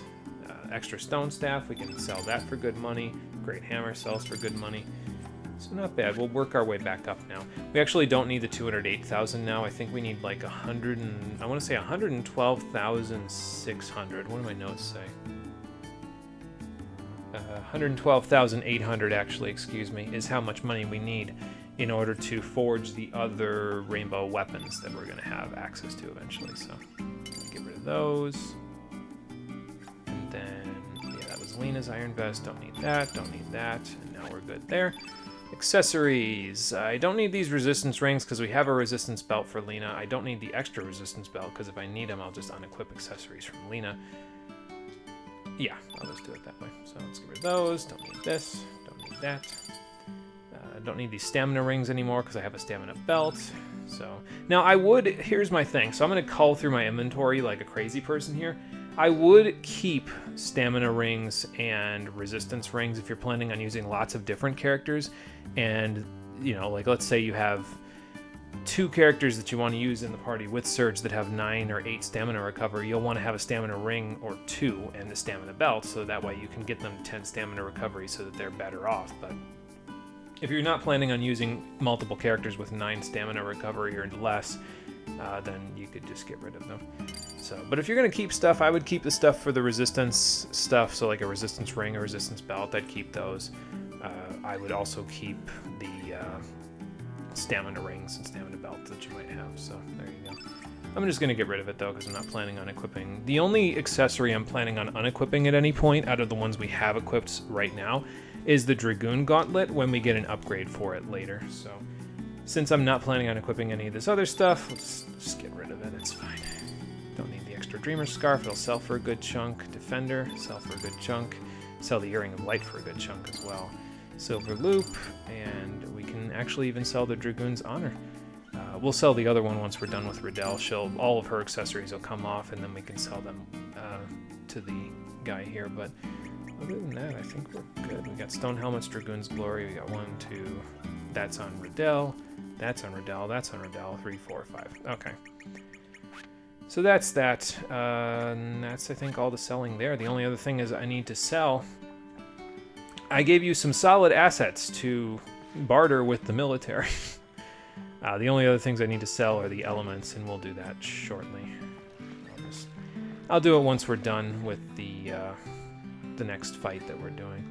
It's one of the two, I would call them super bosses, but I don't know if that's what they'd be considered because it's not New Game Plus. But yeah, you don't have to fight this one, but it's probably well worth your time to do it because you get a really powerful weapon out of doing it. So we're gonna fight them.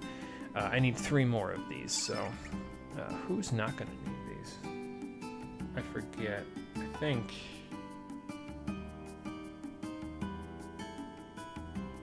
I don't know, because that's what, 12? Yeah. Well, maybe I've only got a couple equipped on certain people. Like, maybe it's 2, 4, 7, 10, 12. I don't know, something like that.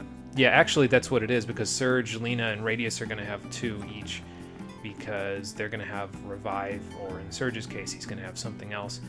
And Draggy and Norris will have 3, so that's why it's 12 rather than 15. Okay, so let's take all this stuff on my list of notes and just get rid of it. I can see the bottom.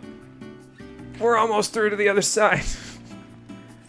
All right, and now what we're gonna do is we're gonna go back to the big island just to stop off there so I can get Riddell into the party and we can equip her and Radius with some elements that we can use. There's a specific reason why you want to equip certain elements, and I'll talk about it in just a second once we get back to the island. So, there we go. So for this next fight, you may remember how Lynx responded in the very first fight with him when we cast white element spells on him with anti-white. This boss uses a similar AI pattern. What he'll do is instead of casting anti-spells, he'll cast an element of the opposite color to the one that you're casting. So in order to make the fight a little bit easier, and by that I mean completely cheese it, you're going to want to equip red or green innate spells, red or green element spells. So let's get Riddell in the party so we can do that. And I just so happen to have 2 pretty solid red and green element spells in the form of Fire Pillar and Bush Basher, both of which will be useful because they have a chance to inflict either burns or poison, which will help us slowly whittle down the enemy that we're going to be fighting. So you don't need any other elements, so you can remove all the rest of them. We'll add some more later once we get to the point where we actually need them again. So let's go, excuse me, innate color first. And all right, I have 7 Bush Bashers and 4 Arrow Blasters. I'm actually going to equip the Arrow Blasters on Surge because that also gives another good, another good status effect, the Afraid status, which can cause you to get an increased chance of a critical hit on enemies. So we'll equip Bush Bashers, and then we'll equip Arrow Blasters as well. So we'll go from there. But yeah, basically I want to equip some Bush Bashers on Radius, some on Riddell, and the Arrow Blasters can go on Surge, and then the rest of our slots will fill up with Fire Pillars. So do 4 there. I'll give 4 of those to Riddell because she's got higher magic than Radius, and then we'll do the 4 Arrow Blasters on Surge. So I don't have to equip them on level 3, I'm just doing it for the hell of it, just because. So, alright, Arrow Blaster, I'll do it on level 3 actually.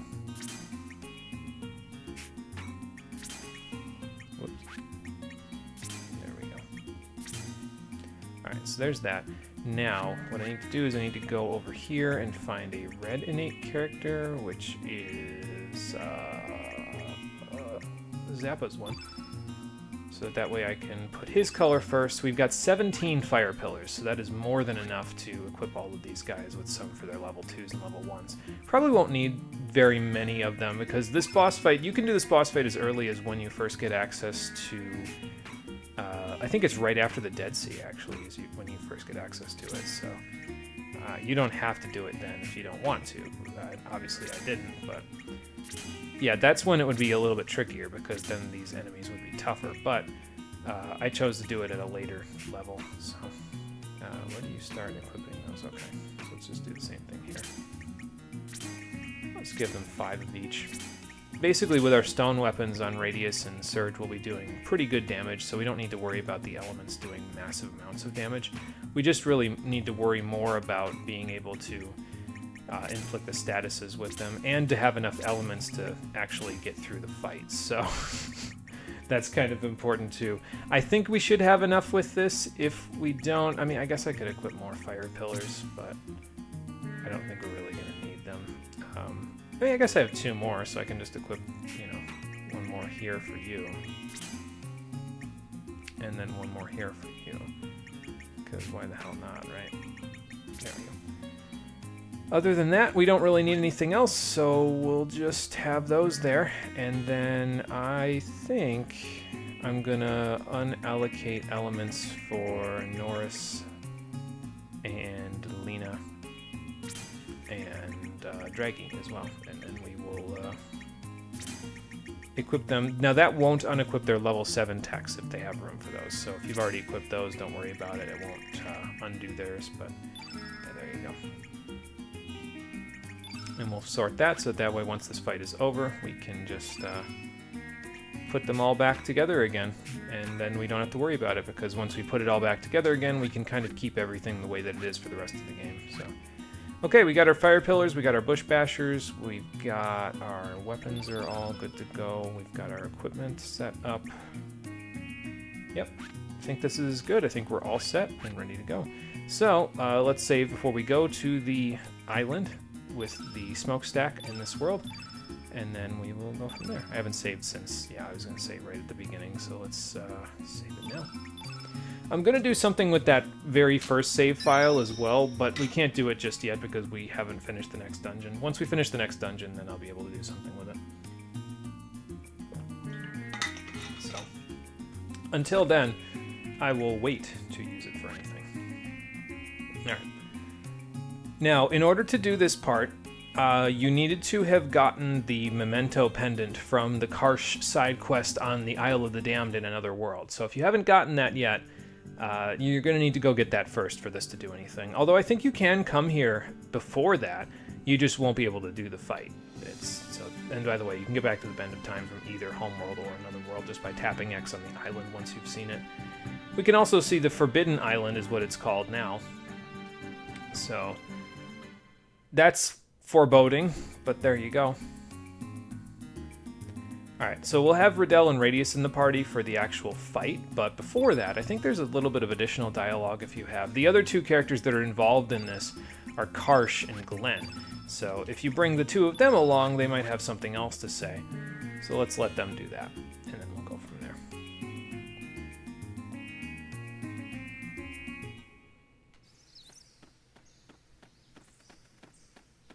Oh, and I guess I should mention, the reason why I wanted to wait to do this until I got my body back is specifically because of the innate color that Surge has versus Link's. So you'll see what I mean when we actually get to the fight, but until then.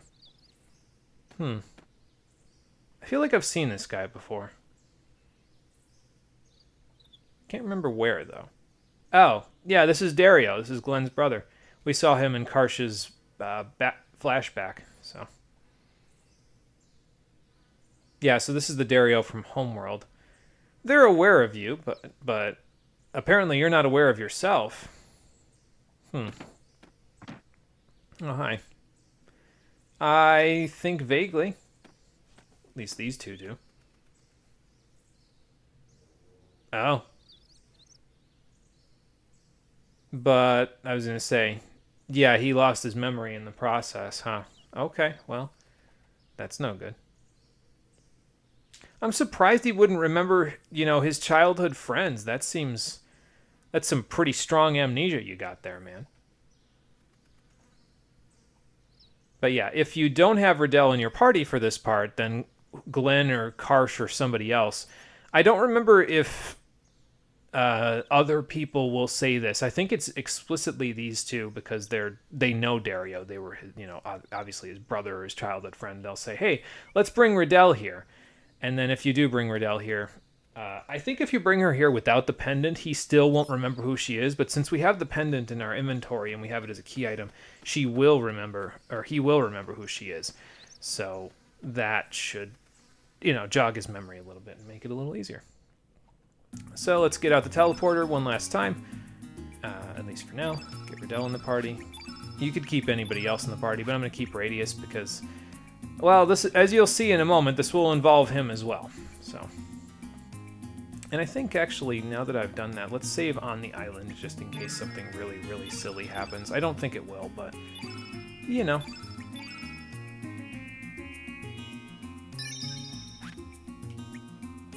Alright, and then back in we go.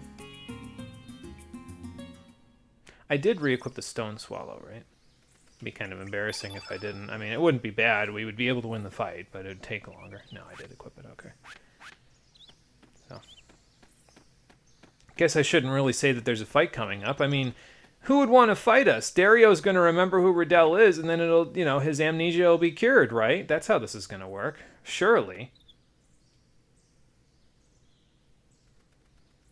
Yeah, I probably should have mentioned that. That's why I got you out of the teleporter. Sorry.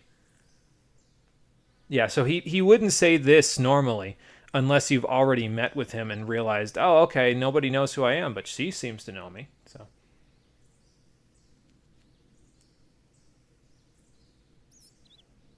He's got a very strong case of amnesia, but apparently Riddell is doing something for him.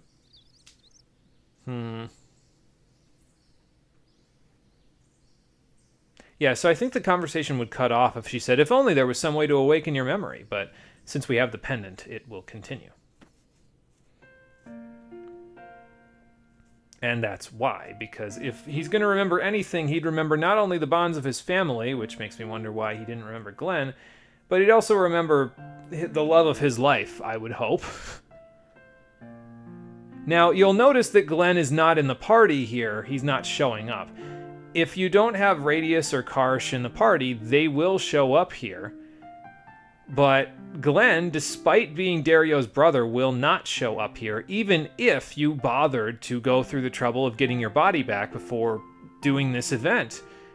And that's why I said before, it's like, guys, this is a missed opportunity. Glenn could have, I mean, granted, most of Glenn's involvement in cutscenes previous to this has not been super in-depth. Most of the time, all he does is listen to what other people say and then ellipsis to exclamation point. But you could at least involve him with his brother. Come on now. It's kind of important. They're the whole family unit. But he only shows up if he's actually in your active party. He has dialogue here. I should say that. I should stress he has dialogue here, but he only says it if he shows up in your party, like in your main party of 3, not in your reserves. What do you mean? Oh, there's a dark shadow cast over that man.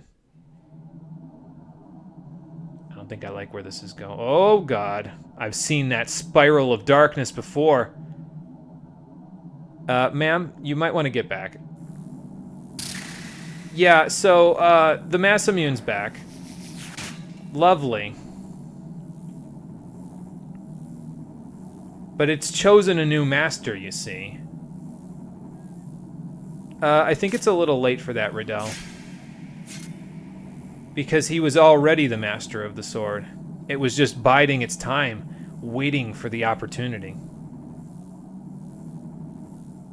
Yeah, I was going to say, because this is in the same world where you vanquished it, didn't you?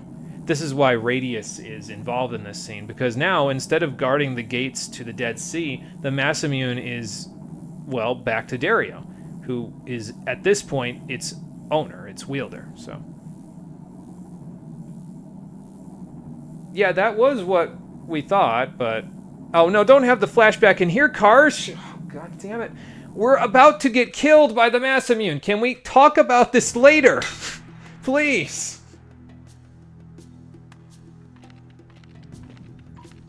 Boy, it's a good thing all the villains are super courteous despite being possessed by evil swords, and they won't kill me while he's telling us this flashback. Oh, God damn it, Garai. Can't you just... Well, I was going to say, can't you just rest in peace? But you can't, because... Well, at that point, you were still a vengeful spirit, so... Uh-oh. I was going to say, Karsh, you might want to defend with your life there, brother, because this is not going to end well if you don't. Whoa.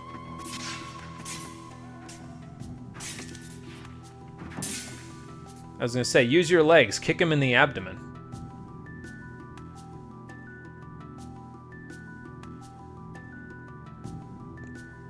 Please stop trying to murder me. I'm your friend.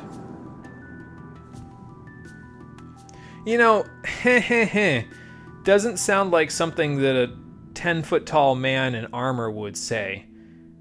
That seems like a... I don't know, I feel like he'd be saying something more formal.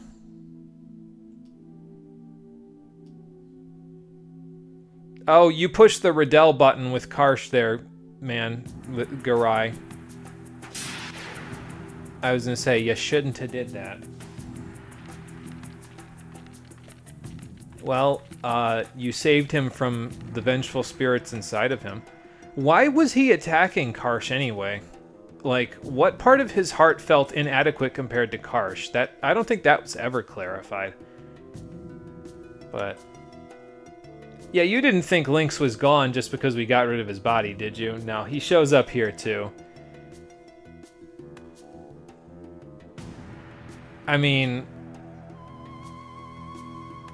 I would think that she would believe him, considering they were childhood friends, but I can see how that would be a bit of a problematic statement to make when it happened in an isolated cave in the middle of nowhere. I should mention, Lynx picks up the Masamune here, but that's not why he turned evil. He was already evil at this point. The Masamune, he's probably the only person in the entire game that can wield the Masamune without turning evil, because he's already evil. I don't know how that works either. Lynx can just get away with whatever he wants, as far as I'm aware, as far as I can tell. Well, I don't think you're going to have a choice, Riddell. Yeah, we have to get the Masamune not only out of his hands, but out of his mind. Because otherwise, it will consume him, and he'll probably try to murder us while we're at it. Alright, Garai. Finally time for you to rest in peace for eternity.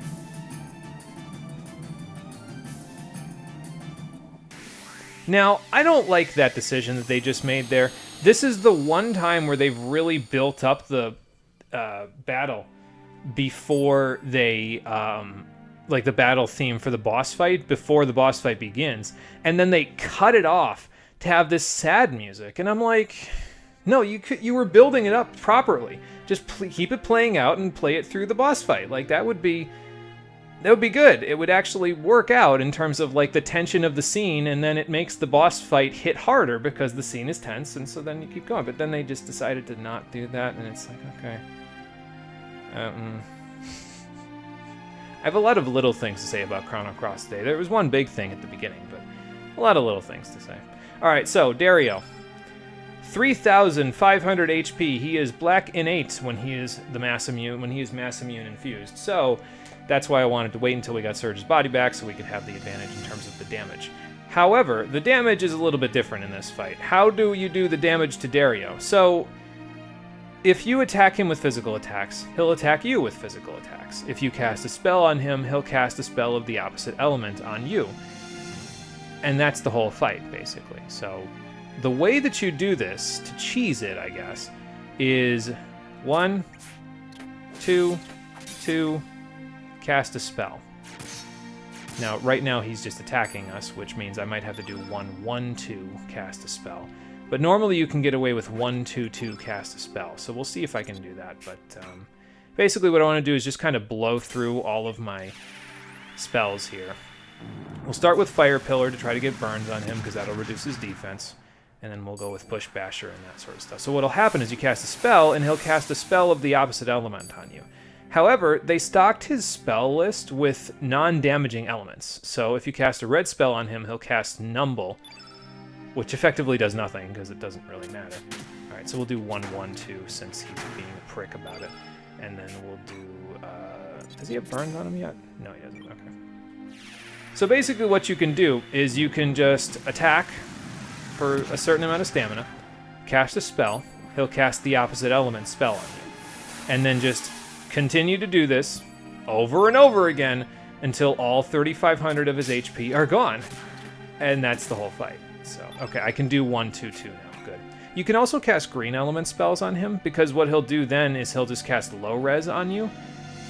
He'll cast weaken on you if you cast a blue element spell, though, and that makes the fight take longer, so I wouldn't do that, but that's what you can do if you really want to. So yeah, you can use green, or no, actually, low res is from the green elements that I was going to use on him anyway, but what's the other stuff? So he'll cast weaken, and I think, what does he cast if you use yellow element spells? Bad Eye. I think he casts Bad Eye on you if you use yellow element spells on him, so don't use those. The one thing that you absolutely, definitely do not want to do is cast white innate element spells on him, like Luminaire. Because if you use those, he will use a black innate spell called Conductor Rod that will one-shot anyone in your party at this point in the game, even though we have Prism Vests on. Especially he'll one-shot Surge and Riddell. So definitely don't cast white elements on him. If you cast black elements on him, I think he'll heal himself, if I remember correctly. I think he either uses Recover All or something like that. I forget exactly. Basically, just stick to red and green innate spells. Don't even bother with the other ones, because that's enough to get by. So, not having much luck with the burns, but that's okay. We should have enough spells to get us through based on the damage that we're dealing. So. And by the time we loop back around to anybody else, we can just cast the other stuff. Yeah, you know, I'll cast another Fire Pillar. I think I'm going to start casting Arrow Blaster and Bush Basher, though, just to get those out of the way. So, hopefully this gets a burn. If it doesn't, then that's fine. But yeah, effectively by doing this, you can just lock him up for the entire fight, where he can't do anything to you. So, this is your cheese strat. Use it; it's pretty effective. All right, so let's try Arrow Blaster. Why not? Sonic Boom. That's pretty good. That's almost as good as a level 2 attack. So I'll take it. But yeah, low res doesn't really do anything if he's never going to attack you again for the rest of the fight anyway, so, you know. The reason why I'm doing 1/2/2, by the way, is because if you do too many attacks, he's very fast, so he'll just interrupt you after about 6 or 7 stamina use, and then that's it. So, like, basically what's happening is I do 1/2/2, so that's 5 stamina, and then the spells cost like usually 2 or 3 in my case. So that means that's like 7 to 8 stamina being used. So he'll interrupt you every 7 or 8 stamina that you're using. And as a result of that, you won't be able to get massive damage off on him because, I mean, I guess if you use a level 3, it wouldn't be bad, but you have low accuracy with it. So you got to be mindful of that too, you know. But just stick to this sort of a strat and you can lock him up for the entire fight. You can poison him. He's got high status resistance. You can burn him. I think you can make him afraid, but I haven't had any luck yet, so I'm also missing, which is not great, but, you know, not bad either. We've still got plenty of spells, so I'm not super concerned, I guess is what I'm saying. I probably could have equipped more spells, but I don't know. I mean, Surge is doing like 360 to 480 damage with every... Actually, it's probably closer to 450 with every one of his attacks. Is he afraid? Yeah, he's afraid. Okay, so now we might get some crits, which will make this speed up a little bit. Riddell won't really speed it up because she's not doing hardly any damage, but, you know. Alright, so I can stop using Arrow Blaster now. I can go back to Fire Pillar. Bush Basher helps a little bit, though, because if we get him poisoned, then he'll slowly tick away with some damage over time as we fight him. But, like I said, he's got high status resistance. I mean, he's considered what I would consider to be a super boss, so it's kind of tough to, you know, get that stuff to work. But, you know, just do the best that you can.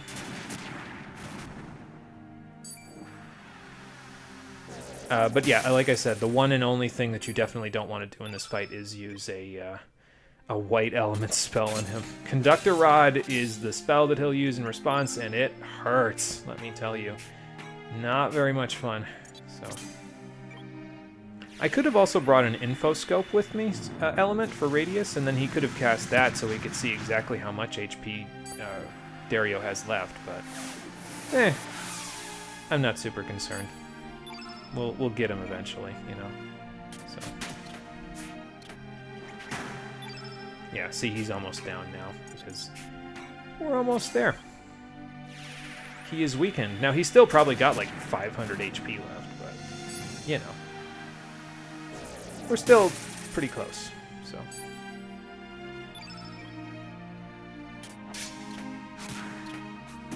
Just knock some more sense into him. Do I Vital Energy now? He'll still low res in response, so I think I'm gonna Vital Energy. What the hell, right? Might as well go big or go home. If I had a lot of balls, I would dash and slash at the end of this fight, but I don't have that kind of balls, so.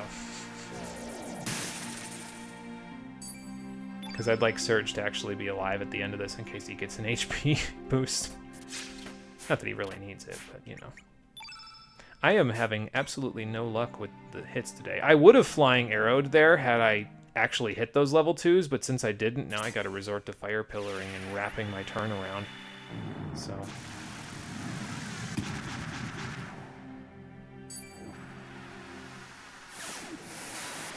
I would have said I had no balls, and then I would have totally contradicted myself, but since we missed, I have to resort to not doing that. As you can see, with stone weapons, this is pretty manageable. You don't even really need to use as many spells as we had, but eh. You know what I could actually do is if I don't kill him with this 1-2-2, I could quick draw him, and that might kill him. Well, he's still alive. Worth a shot. Here we go. I will purify you by cutting you down to size.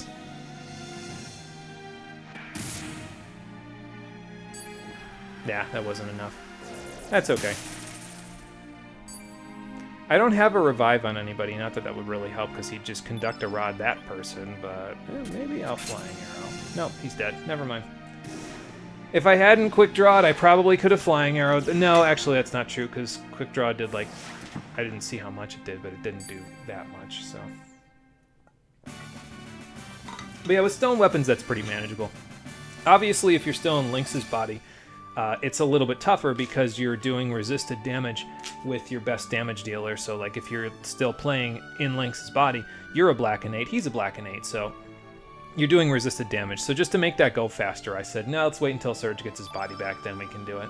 So, I'll use a consumable. There we go. And you get a Dreamer's Scarf for beating him. We can sell that later along with Riddell's equipment, so. Okay.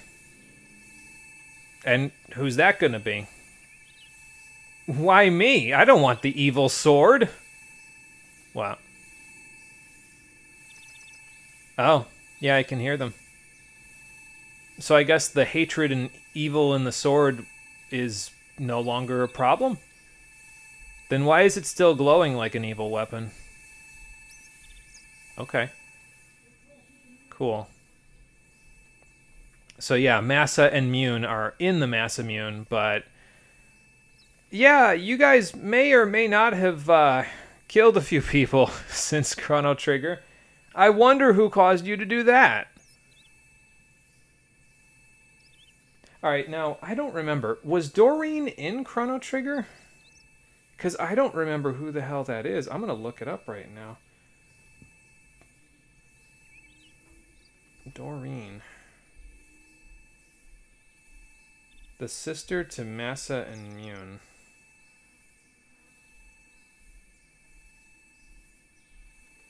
Lives in 12,000 BC. Lives in Hassa and has quite a liking for Dream.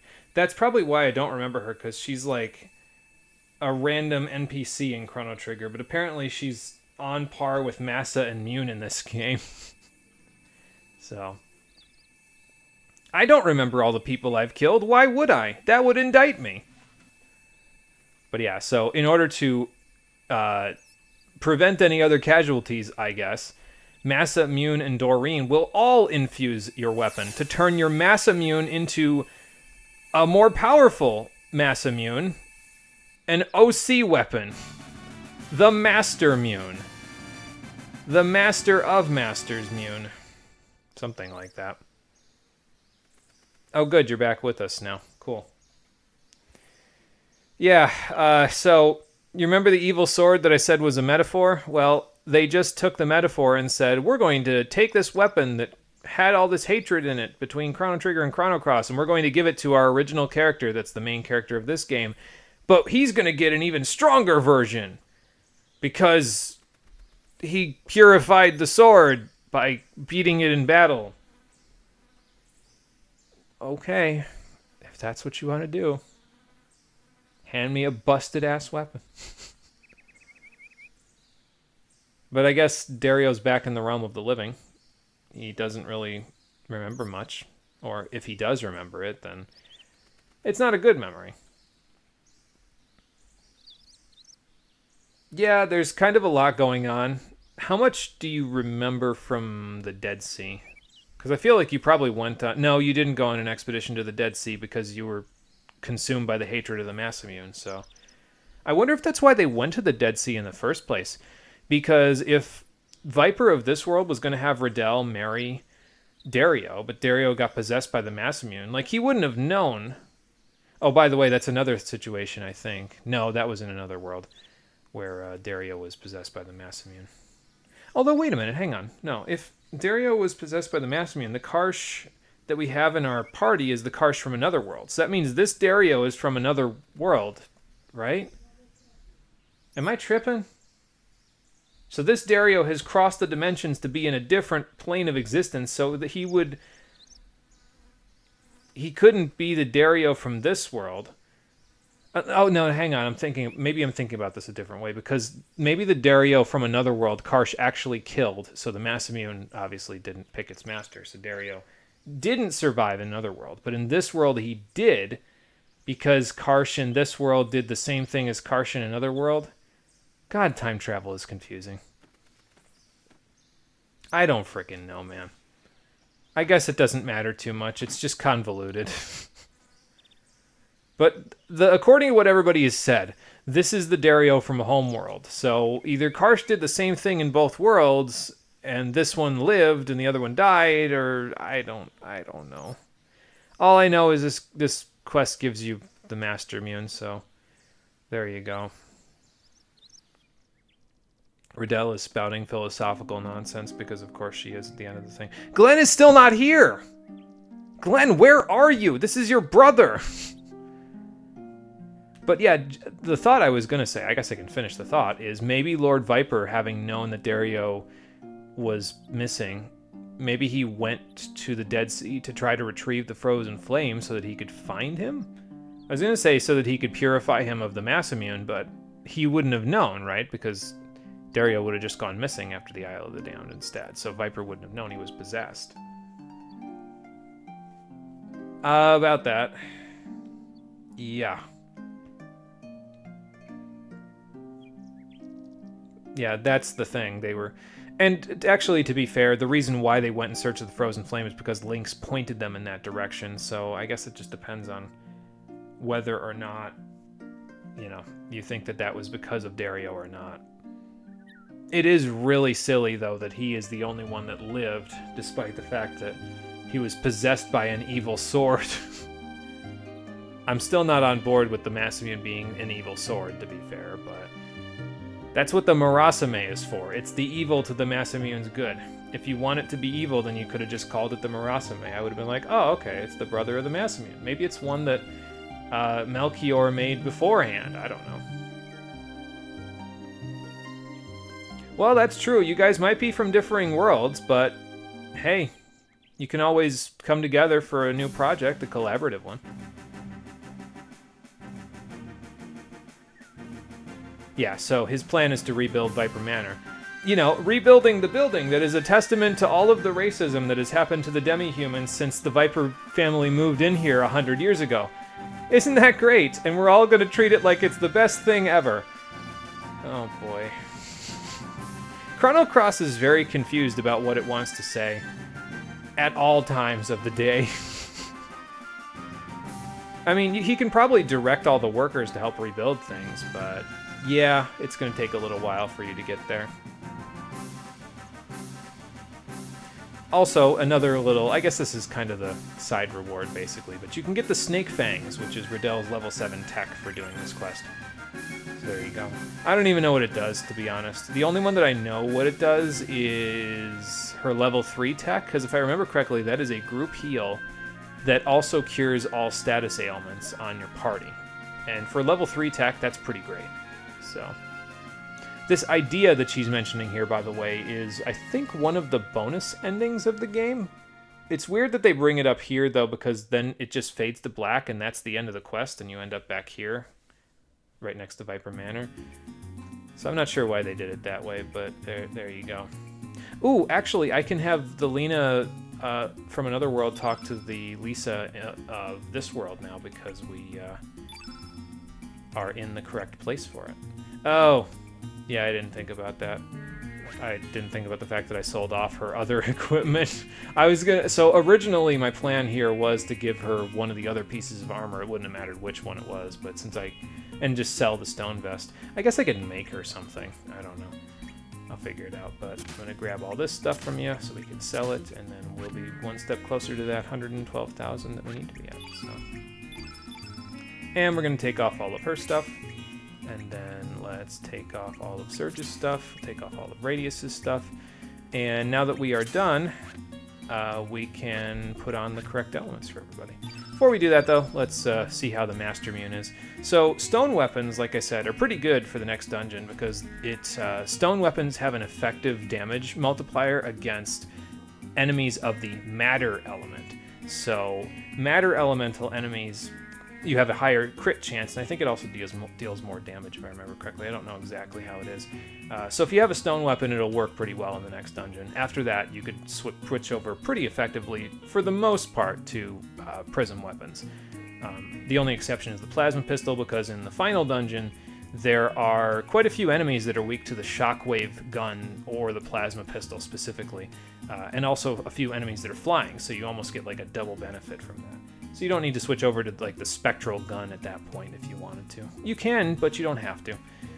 However, the whole arc of this circular conversation I'm having here is that the Master Mune is a very strong weapon. It's as strong as a spectral weapon. It's as strong as a Spectra Swallow. It might even be a little stronger, actually. It might be +3 instead of +2. But the major advantage to the Master Mune over any other weapon for Surge for the remainder of the game is that it has not only effectiveness against matter elemental enemies, but also effectiveness against virtually every other enemy in the entire game. The only enemies that this does not have an increased crit rate against are enemies that just have no enemy type. Like, there are enemies that just are considered in the none class, like most humanoids, if I remember correctly. No, that's not true. Humans are their own thing, if I remember correctly. But there's like 20 different enemy types, and the Master Mune is good against all of them, so it's a busted weapon. It's really powerful. And I'm going to give it over to Surge. We could use the Stone Swallow instead, but you might as well just use the Master Mune so that you can get things over with faster, you know. I will say this, though. The one disadvantage to the Master Mune is that it does not carry over when you go to New Game Plus. You might notice that we're missing the Sea Swallow now. That's because the Master Mune is the Sea Swallow transformed into its new form. So because it transformed from the Sea Swallow, when you go to New Game Plus, the Master Mune reverts back to the Sea Swallow and you're SOL. So it's worth it at the very end of the game to create a Spectra Swallow if you're going to go into New Game Plus, because you won't be able to make another one until you get access to Rainbow equipment all the way at this point in the game again. So there you go.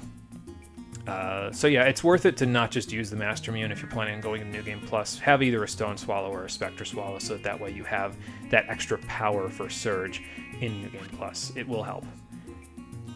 So now, here's the question: do I want to use the Master Mune or not, since it's a busted-ass weapon? The Stone Swallow will do effective enough damage for us for the remainder of the game that I'm going to be using it in. But the question is, you know, I might use it for a little while. I'm going to switch it out for the Spectra Swallow for the final boss fight, but I just don't have a Rainbow Shell to make the Spectra Swallow after the next dungeon just yet. So since that's the case, I don't know what the dog is going so crazy about outside, but she is really upset. I can hear her angry barking, whatever. Not my dog. Yeah, so basically, it's a really powerful weapon. It's worth it to do this quest just to get it. It kind of trivializes a good chunk of the rest of the game, to be honest. But if you don't have enough rainbow shells to make your other stuff, it might not be a bad idea to get that working for yourself. So, all right. But now let's bring Lena back into the party so we can have a chat with our friend at the Ye Old Termina, with the Lisa of this world. And then let me just check and make sure I've got everybody's equipment on the way that I want it. Do I want the stone swallow, though? Let me think. I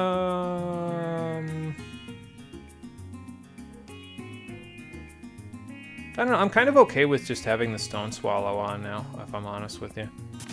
I know the Master Mune is a busted-ass weapon, but maybe let's not trivialize the whole game. How about that? Let's make that decision right now. Let's not trivialize the whole game. All right, but you've got a silicon saucepan, you've got the stone staff, prism vest. Let me make sure everybody else's equipment is good. Okay, plasma pistol will be good for you for a while. I took all of Riddell's stuff off, right? Yeah. All right, except the stone vest, but I guess I could just make something and then take it off of her. So, excuse me, Draggy.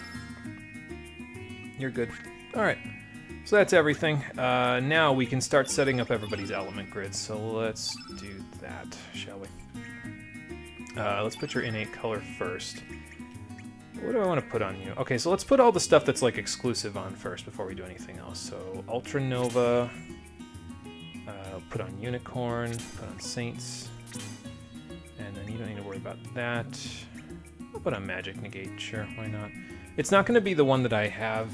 Let me look, because I have a list of all the elements right here. It's not going to be the one that I'm going to have in his element grid for the remainder of the game, but I guess I could stick it in there until I get the other one. The other one's a healing spell, but we don't have access to it right now, so... full revival, we can stick that down here. And then anything else... I should probably equip Snake Fangs and Hang 10, actually, while I'm thinking about it, just to get them out of my inventory. I think Top Shot might be in there, too, so... I might equip that as well. Doc, where are you? There you are. Let's go find Hang 10. There it is. Stick that in there, because why the hell not? And then go back to Riddell.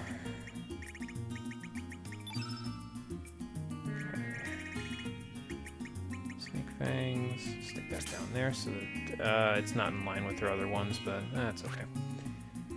And then, what else? Norris. I think I wanted to stick Top Shot for you. Or did I already do that? Let me see.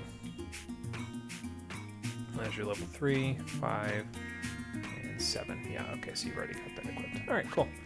So that takes care of that. Now, is there anything else in this stuff that I want to equip to you right now? No. Okay, next. So we'll do it, like I said, we'll do all the exclusive stuff that's like innate element only. At first, and then we'll go from there. Iceberg. Yeah, we'll do this here. Frog Prince, we'll put that there. And you can't equip Blue Whale just yet, so we'll just keep that in mind for later. Cure-alls. You're going to have 2 Infernos and then 2 Cure-alls, I guess. There you go. Can't move Maidenheart around, though, I don't think. Yeah, so we can't move it down so the cure-all is there. Unfortunate, but, you know, it is what it is. I can get rid of that iceberg trap as well in a little bit, so don't worry about that later.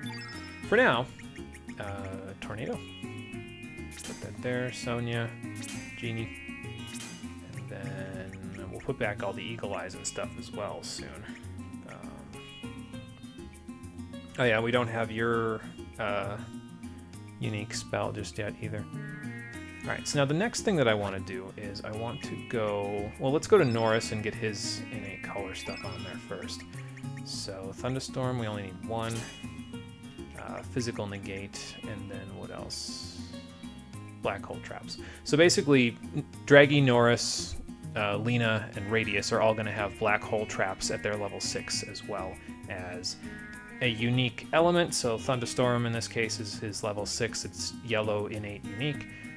They'll have a support spell like Physical Negate or 99, and then they'll have either Black Hole Traps, or if it's Surge, he'll have the Diminish spell at level 6 instead of a Black Hole Trap. So, I'm not going to stick physical negate there yet because I'm going to stick black hole traps there instead. So once we get done with Draggy's uniques, then we'll get the black hole traps and stuff out.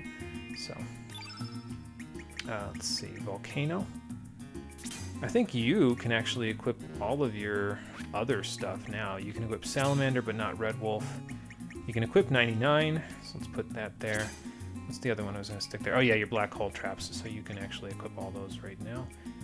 And once we get all this stuff set up, then I can sell all of the excess stuff that I don't need anymore, and we can have a nice clean inventory. Don't need to worry about our accessories, because that'll be all cleaned up. We don't need to worry about our elements, because that'll be all cleaned up. And then it's just a matter of having enough money to buy all of the spectral weapons, and that's it. So I'm going to go to Guile now, because that way I can sort by his innate element, and then I can use that to equip everybody with their black hole traps or diminish. So let's do that. There we go. And building up to level 6 to get diminish, it's okay. It'll give the game a little bit of extra challenge, a little extra spice, you know what I mean? So I'm okay with it. All right, black hole traps. It'll stick 5 there. That should be enough for everybody for the remainder of the game is 5, because I don't think we'll be in such a situation where we'll need more than 5 total for the remainder of the game. So I'm not really super concerned about it, you know. All right, Norris, you're next. More black holes. There you go. And then Draggy. Like I said, I think he has enough slots to equip all of his level 6 stuff, which is nice, because usually he doesn't have a lot of slots to work with, so him being able to equip all these is pretty good for him. Alright, so now, let me go back to Draggy, actually, and sort by his innate color again, because that way I can go over to Lena, and I can give her the Infernos for her level 5s, so that she can attack blue innate characters and not be like, okay, well, all I have is blue innate spells, you know what I mean? So now she has something that can hit the opposite element against her, and it will make it a little easier for her to deal the damage to them. Alright, that being said, taken care of. Sort by her element, so we can put deluges on Draggy. So let's do that. Put a couple of them here.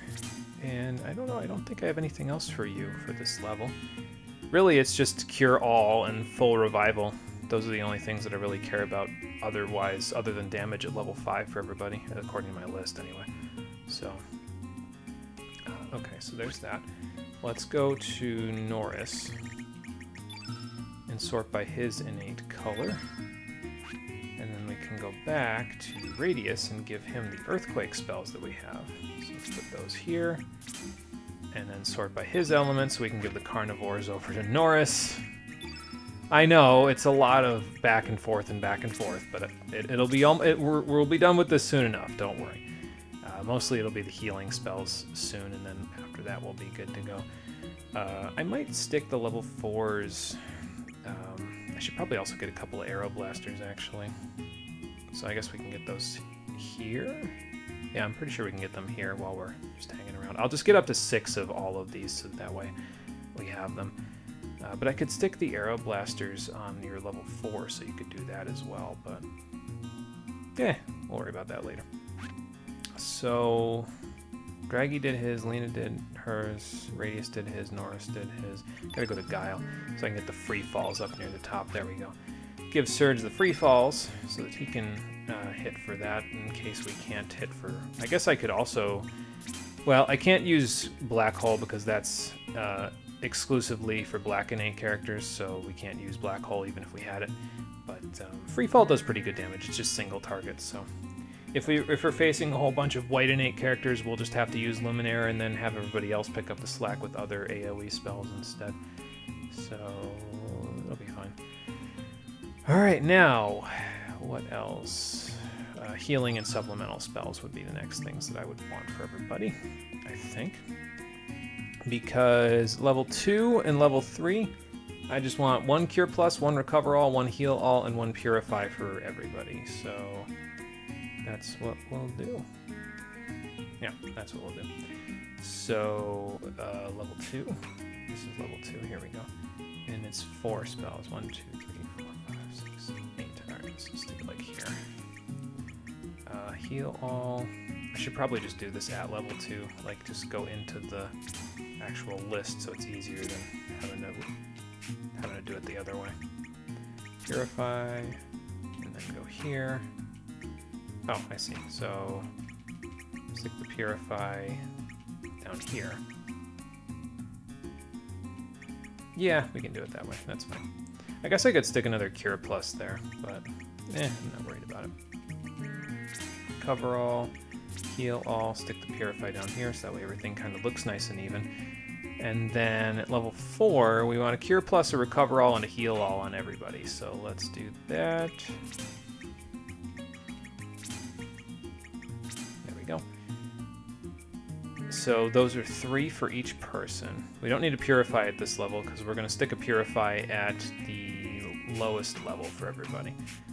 Unless it's Lena and Radius, in which case we'll stick Revive there instead. Alright, so now for you, I haven't really been using Weaken and Imbecile all that much because Diminish has kind of taken over as the de facto go-to debuff, but I guess I can stick them on here as well. We'll just stick like, let's see, 1, 2, 3, 4, 5. Yeah, we'll just stick 4 of them total, so like 2 Weakens and 2 Imbeciles. That should be enough to get us through fights. They don't usually last terribly long, but I guess the fights in this game don't last terribly long either, so it's kind of fine if they don't, you know. There we go. We'll save that slot for later, but just 2 of those should be good enough for you. So that's good, that's good. I should actually probably stick these down a little bit so that way I can stick damaging spells up near the top if I want them, you know? So let's do it that way. And we'll go from there. But I think, honestly, I think our damaging spells being at level 5 or higher, that would be fine, you know? Like, there's very few situations where I actually need a lot of the level 4s now. I guess Arrow Blaster's not bad at level 4, Fire Pillar's not bad at level 3, but the rest are kind of like, eh. If you have them, cool. If you don't need them, you know?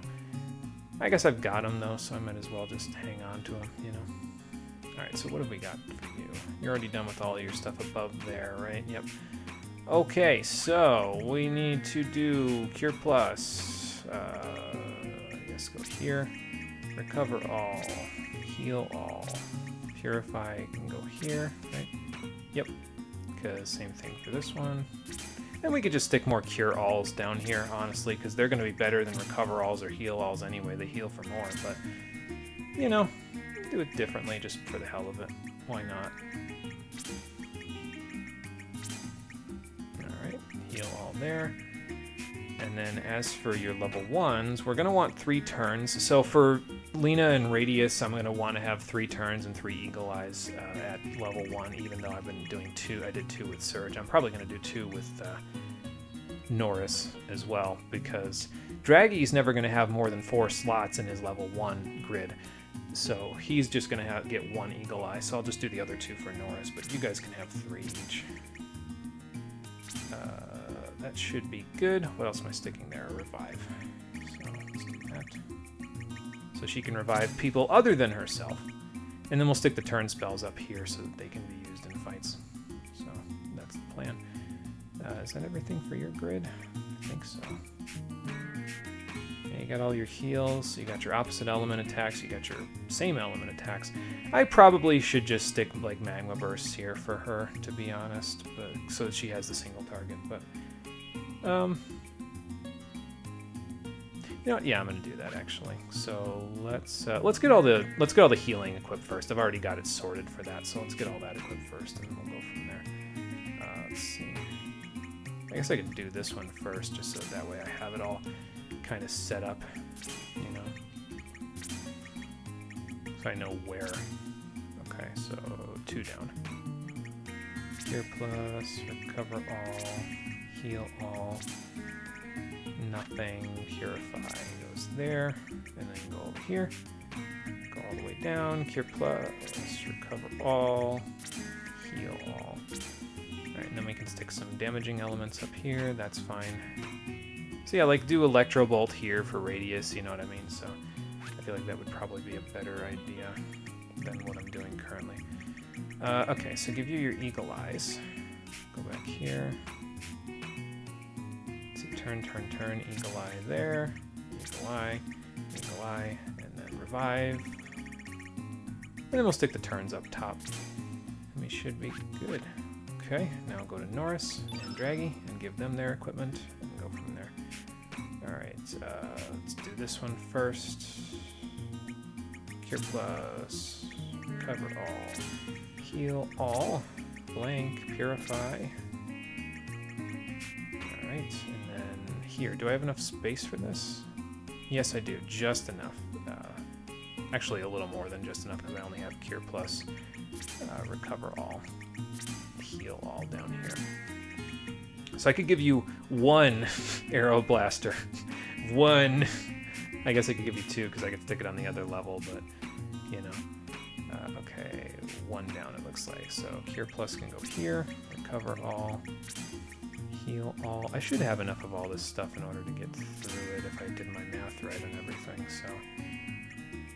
Okay, so 1, 2 for turns in case I need them. Your 2 Eagle Eyes can go here. And then here can be your other Purify, so let's put that there. There we go.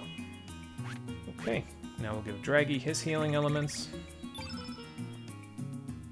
And my little boy don't have very much room for a lot of his healing elements, but that's okay. Matter of fact, is he going to have enough room at level 3 for everything?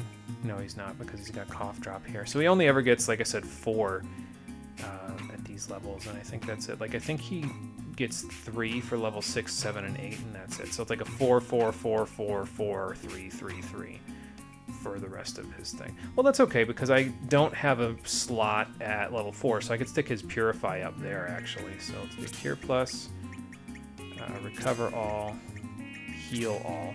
And then here we could stick Cure Plus, Recover All, Heal All, Purify. And then we could go back to level 1. I have an extra Purify. Why do I have an extra Purify? 2, 4, 6, 9, 12. I have an extra Purify because I didn't do his level 2s yet. That's why.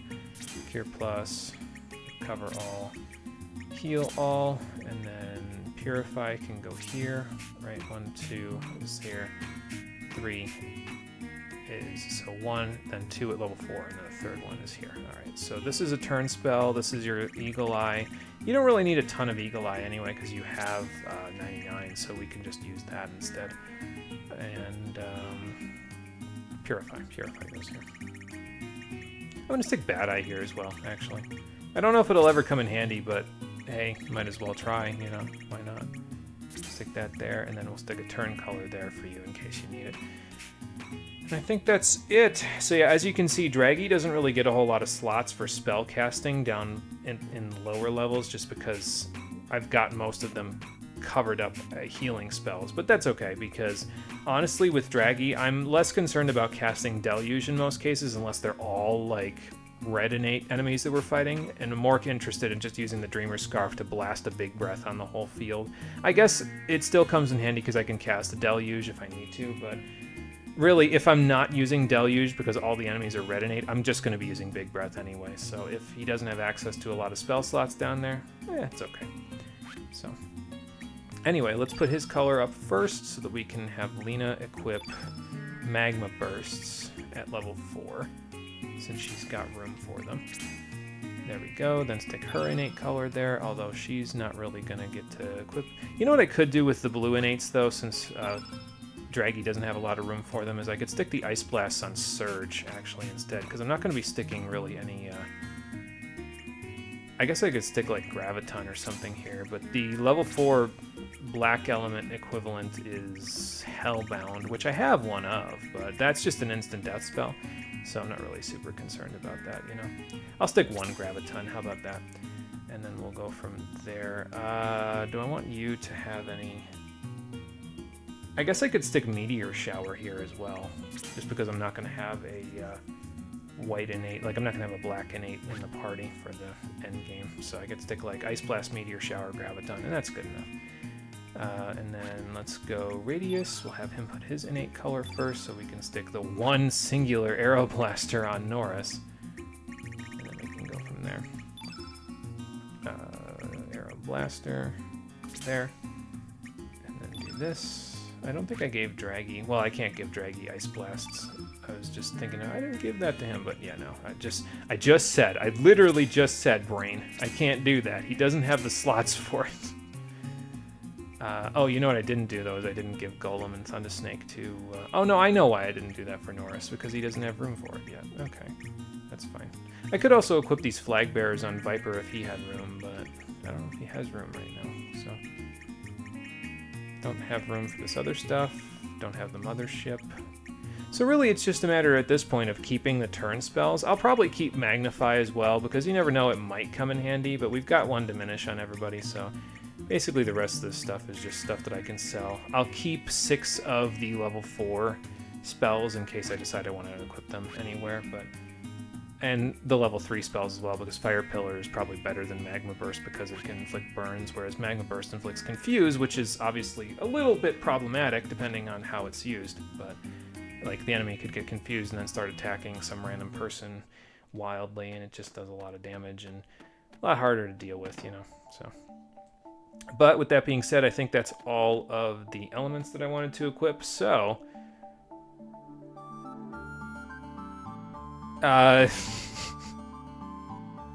Always poking into everybody's business, huh, Lisa?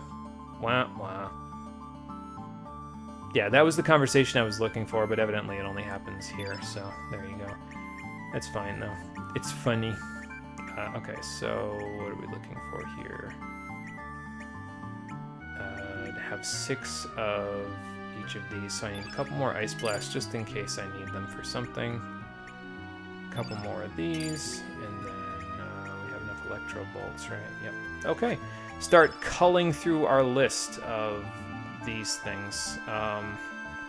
Do I want to keep the upheavals? Yes, but I'll only keep 6. So just like these, I'll just keep 6 of them. We don't need any more Thunderstorms, because as far as I'm aware... Well, maybe Norris will get 1 extra slot, but I only have, like, 1 of the other ones, like 1 Iceberg, 1 Tornado, so I guess I'm just going to get rid of this one. It's fine. The only problem with selling elements is that it always goes back to the top of the list when you're done with it, which is kind of annoying if you ask me. Actually, let me sort those a little bit better. Hold on. Just so that it's a little easier than... nope, wrong one. A little easier to cull through this way. Oh, here they go again. Wah, wah. Back at it again, these two. They will just be at each other's throats. Well, it's not really. It's like light banter, really. Alright, so Blasphemy I know, but we can keep 1 Cure-All. How about that? Because we might have a 3rd element slot to put it in eventually, so we'll keep 1. So we have 3.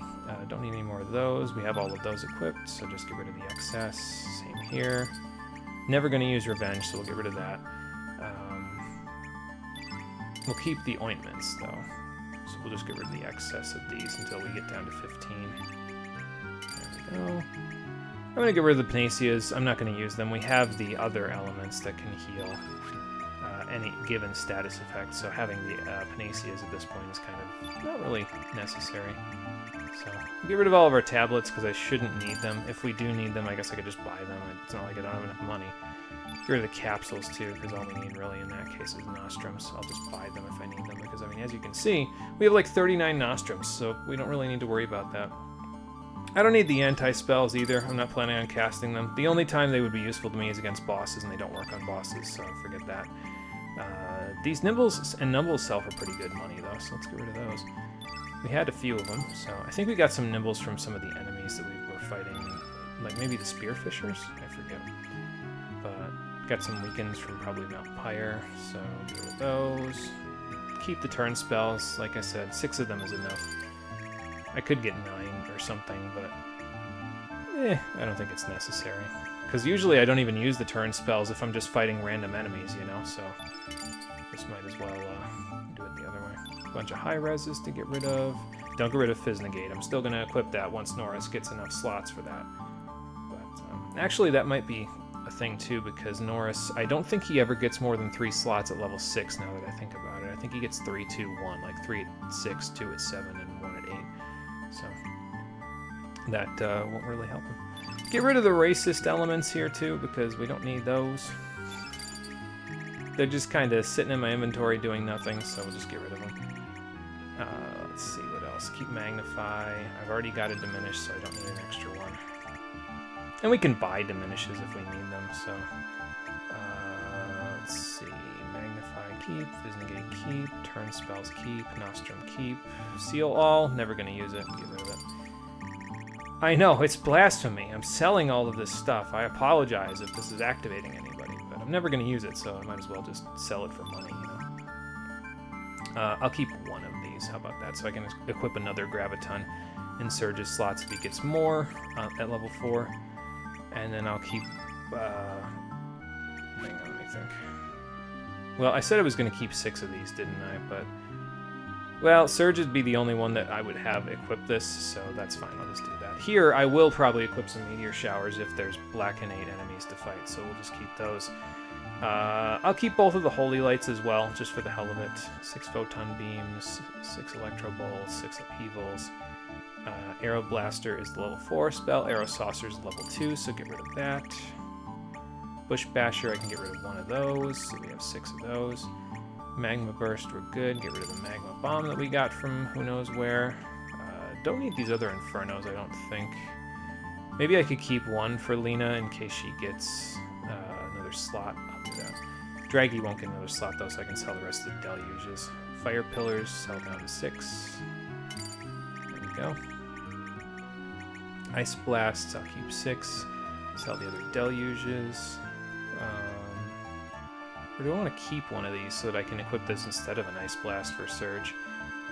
Actually, that's not a terrible idea because then he has 3 AoE spells at level 4, so that's not bad. I'll keep that and do that instead. We'll keep the other Ice Blast, obviously, but that way I've got a bunch of AoE to work with. A bunch of Aqua Balls to sell. What else? Don't need these traps, because I'm not going to trap anything else for the rest of the game now, I don't think, other than Black Hole. Which, I'm really only trapping Black Hole just so it doesn't kill anybody, that's it, so... I'm not even doing it for my own benefit. Well, I am, but not for, like, so that I can cast it, you know? So, Earthquake Traps, I don't know where I got all these, but I'll sell them. Iceberg Trap, won't need that. And then, what else? Red Wolf Trap, don't need that, already got Red Wolf. I think you can get multiples, but I'm not 100% sure about that. I've never tried, personally. Because I usually just don't need them. Alright, so after this Inferno Trap, everything else is equipped, right? Down here. Let's see. Yeah, we're starting to get into this stuff that's only equipped. I don't know why this shows up on your sell list, because I don't know why you would try to sell them, but I guess there it is. But yeah, I think that's it. Alright, I think we have successfully culled down our list of elements, and I won't need to do it again for the rest of the game. I might need to equip, like, the Cure-All and then the Deluge that I'm about to equip, or something like that later, but I shouldn't need to do too much equipping, and now things should be a little neater for us. Oh yeah, and I gotta equip the summons that I'm gonna get. Might as well keep Grim Reaper. I don't think I can even sell it, so... But might as well keep that stuff. I guess I could stick Holy Light instead of Meteor Shower as well, because if I did that, I could kill any undead, but I don't think there's any undead for the rest of the game, so... Yeah, I'll keep Meteor Shower. I like the animation on it better. Anything else? Yeah, I can't get rid of the Flag Bearers, so... Okay, I think that's it. So we've got a bunch of elements set up. We've got a few that we can equip later if we so need them. And we've got all of our equipment set up with the exception of our spectral weapons. So now, the only thing left to do, really, since we have the Master Mune already, not that I'm going to use it, but, well, maybe I'll use it, I'm not sure. We'll see how things go, but if you have stone weapons at this point, that should be good enough for the next dungeon. And then, if I have to, I could just forge a Spectre Swallow before the final dungeon, because it'll be handy there. Although I think the Stone Swallow does pretty good there, too. Alright, where did I land my boat? Did I land it up here? It is up here. I don't know if I landed up here, but it is up here. Okay, so, but with all of that out of the way, we have done all of the culling, we've done all of the side questy stuff. There's only one other enemy that we could currently go fight that's considered like a super boss, quote-unquote. But I'm going to wait to do that fight until later, because later on, the purpose of that fight will be a little bit more clear than it is right now. Right now, if you fought them, if you want to fight them, you go to Earth Dragon Isle to do it. But if you fought them now, the purpose of the fight wouldn't really be super clear. It would just kind of be there. and it wouldn't really give you a hint as to it's the review session that I was talking about earlier, but it wouldn't really give you the hint that you need in order for that to be useful to you. You know what I mean? So instead of that, let's bend time again, and we will save here.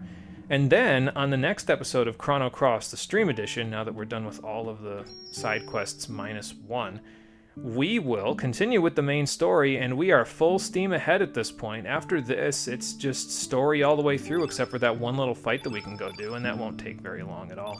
So, yeah, we'll move forward. I think we've got about 3 or 4 streams left before we'll finish the game itself, and then the bonus episode. So, like 4 or 5 more streams after this would be my estimate. So, thank you for watching, everybody. I appreciate you coming out to Twitch and YouTube to check out the stream.